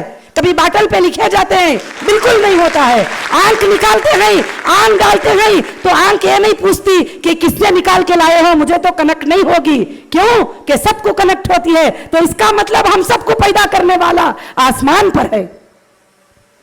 तो हमारा पैदा करने वाला यही दोनों को पैदा किया, दोनों को राइट्स दिया, दोनों भी काम कर सकते हैं। मगर कुछ लोगों के जहनों में ऐसी बातें आते हैं। तो आप सोचिए कि जिसके माँ के कदमों के नीचे जिसकी जन्नत है, जिसकी माँ अगर एक बार कह दी मैं तुझसे नाराज हूं तो वो जहन्नुमी है, तो सोचो कि कितना बड़ा दर्जा और मर्तबा औरत का रखा गया है। तो जुबान नहीं खोल सके, उसका जवाब नहीं मिल सका। क्यों? कि औरत की क़ियादत, औरत जिसके दायरे में रहकर, जिसके कंट्रोल में रहकर हर काम कर सकती है, वो औरत के अंदर काम करने की सलाहियत है। अगर औरत काम करना शुरू कर ले तो 10,000 मर्दे भी उतना काम नहीं कर सकते, एक औरत कर सकती है। घर को सजाने वाली औरत होती है, घर को बनाने वाली औरत होती है। एक औरत झगड़ालू मिल जाए वो घर बर्बाद हो जाता है। एक औरत हसीन मिल जाए, अच्छी मोहब्बत करने वाली मिल जाए, वो घर आबाद हो जाता है। तो घर को आबाद करने वाली औरत और देश को भी आबाद करने वाली औरत हो सकती है, और देश को आबाद करने वाली, देश को ताकत दिलाने वाली भी औरत हो सकती है। तो इसलिए मैं चाहती हूं कि हमको चाहिए कि सारे के सारे मिलकर हम सब के सब जो है ये काम करने लगे, कि खास कर से ये काम करें कि हम भारत के अंदर इंसाफ दिलाने के लिए हम मेहनत करें, हम कोशिश करें, तो जरूर से जरूर बहुत जल्द जो है हम हिंदुस्तान के अंदर सही हुकूमत ला सकते हैं।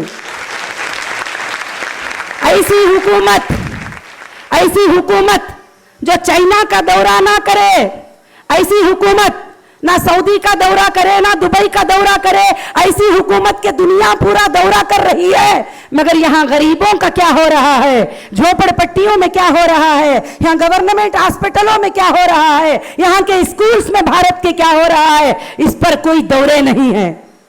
मेरी बहनों, हम वो कार्यकर्ता बने, क्योंकि मैं यहाँ पर पूरे तकरीबन मुझे मालूम है 60% हमारे पार्टी के कार्यकर्ता यहाँ पर आए हुए हैं। तो मैं आप सबको एक ही बात बताना चाहती हूँ, हम वो दौरे करने वाले कार्यकर्ता नहीं बनेंगे, हम वो कार्यकर्ता बनेंगे हर गरीब के घर में तकलीफ है तो हम जाकर देखें, हर गरीब को मुश्किल है तो हम उठकर जाकर काम करें।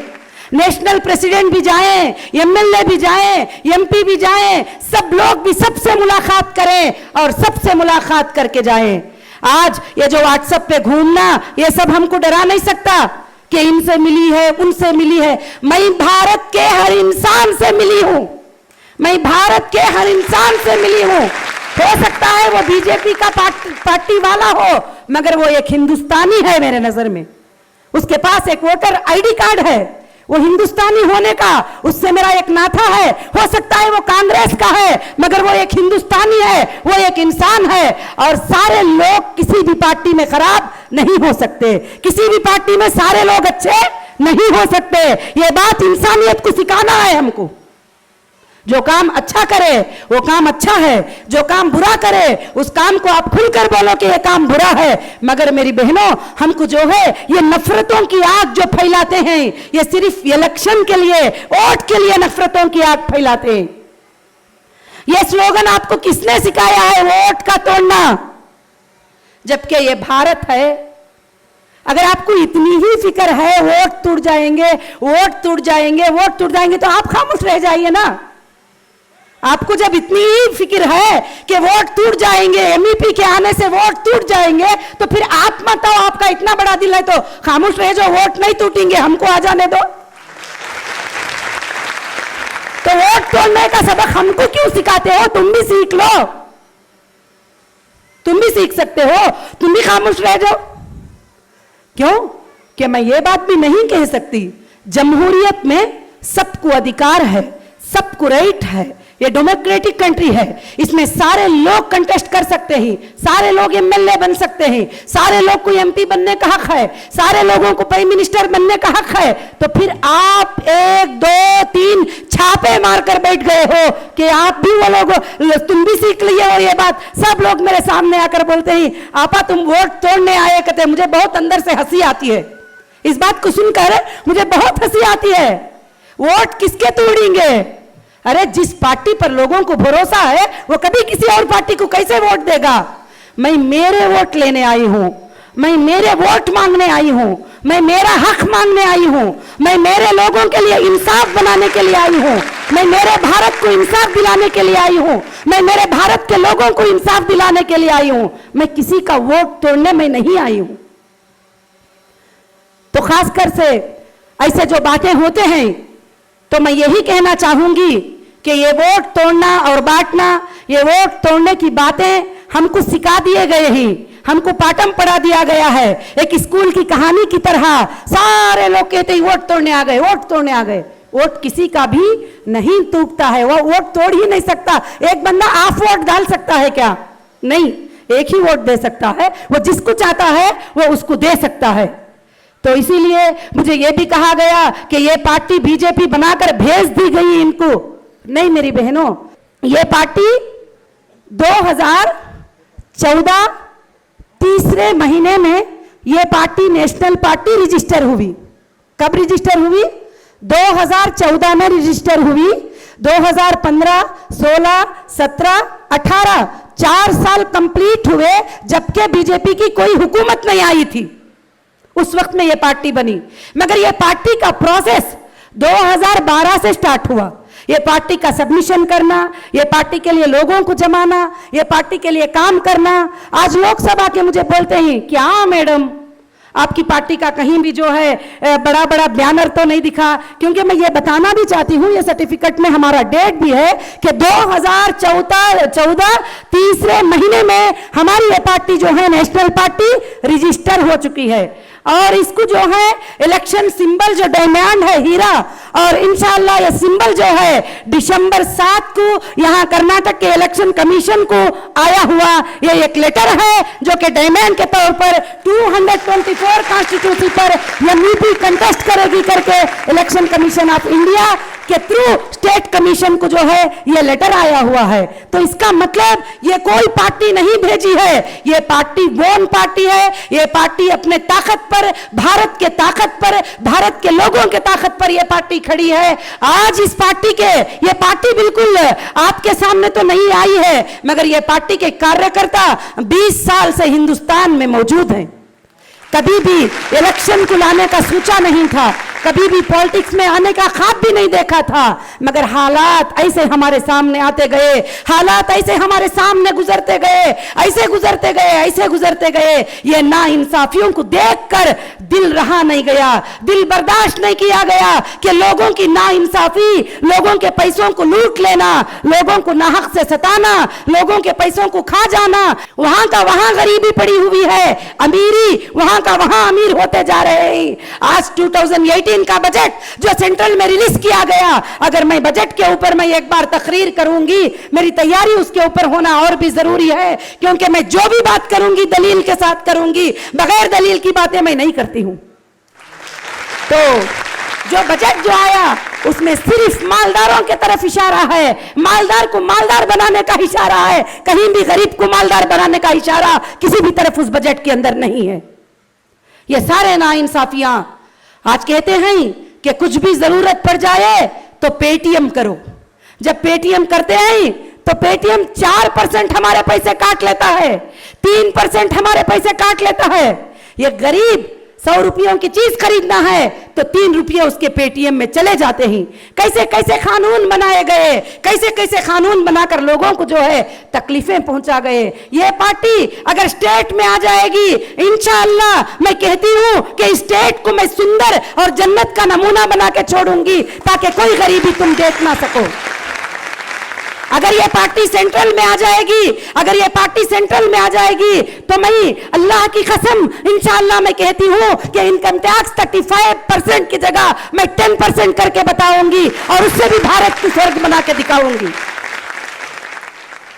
और ये पार्टी आएगी तो जीएसटी को मैं खत्म कर दूंगी और मैं कहूंगी कि ईयरली वन टाइम वैट 0.50% भरो। जब भी अगर इंसाफ के साथ तुम देश को चलाओगे तो देश बहुत अच्छा बन जाएगा।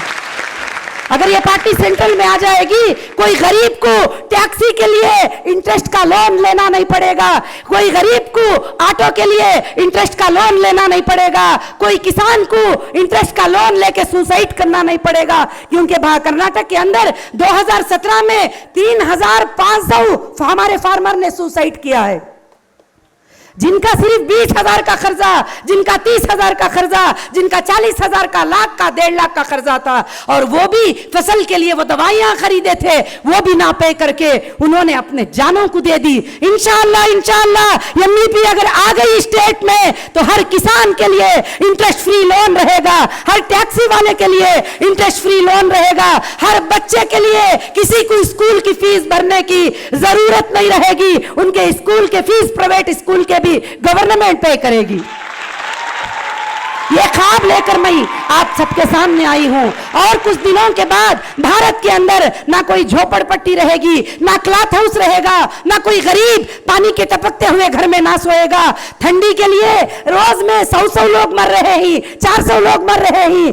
भारत की सरकार एक खर्च किचन का जो बजट में बताई है, 1 महीने के किचन का खर्च जो है 12 करोड़, 14 करोड़, 15 करोड़। एक कंट्री को फिरने का खर्च 200 करोड़, 300 करोड़, 400 करोड़। यहां गरीब कंबल के बिना मर रहे हैं।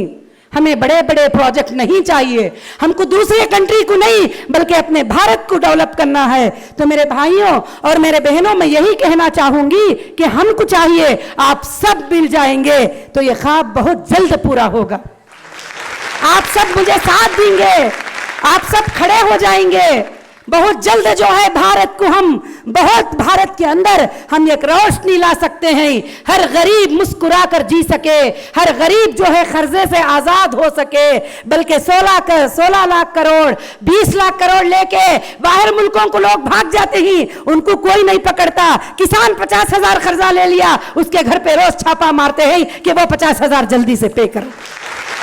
तो हमको चाहिए कि उसी के लिए अभी एफडीआई भी ला रहे हैं। क्यों ला रहे हैं? ताकि तुम्हारे जो पैसे होंगे बैंक में वो मांगने का अधिकार तुमसे छीन लिया जाए। क्योंकि पैसे अगर बैंक में रहेंगे तो तुम 1 लाख से 10 लाख रहेंगे तो 1 लाख से ज्यादा का डिमांड तुम नहीं कर सकते। ऐसे चीजें लाकर फिर मालदार बन जाएंगे, गरीब ही बनते रह जाएंगे। अगर आप चाहते हैं कि गरीबों का साथ दें, आप चाहते हैं कि इंसाफ का साथ दें, आप चाहते हैं कि भारत से जो है कम्युनल को मिटाएं, आप चाहते हैं भारत को पीस बनाना है, आप चाहते हैं भारत का हर बंदा भाई भाई बनकर मुस्कुराता हुआ गले मिलकर जिंदगी गुजारना चाहते हैं, तो आप एमईपी का साथ दें। जब वक्त आएगा साथ देने का तो डायमंड को, हीरे को तुम याद रखें। 224 कॉन्स्टिट्यूशन में इलेक्शन के लिए इंशाअल्लाह खड़ेंगे। उम्मीद है, अल्लाह की जात से उम्मीद है, आप सबके तरफ से मुझे उम्मीद है कि मिनिमम से मिनिमम 150 सीट, मैक्सिमम से मैक्सिमम कितना भी आए मैं लाने की कोशिश करूंगी इंशाअल्लाह, इंशाअल्लाह।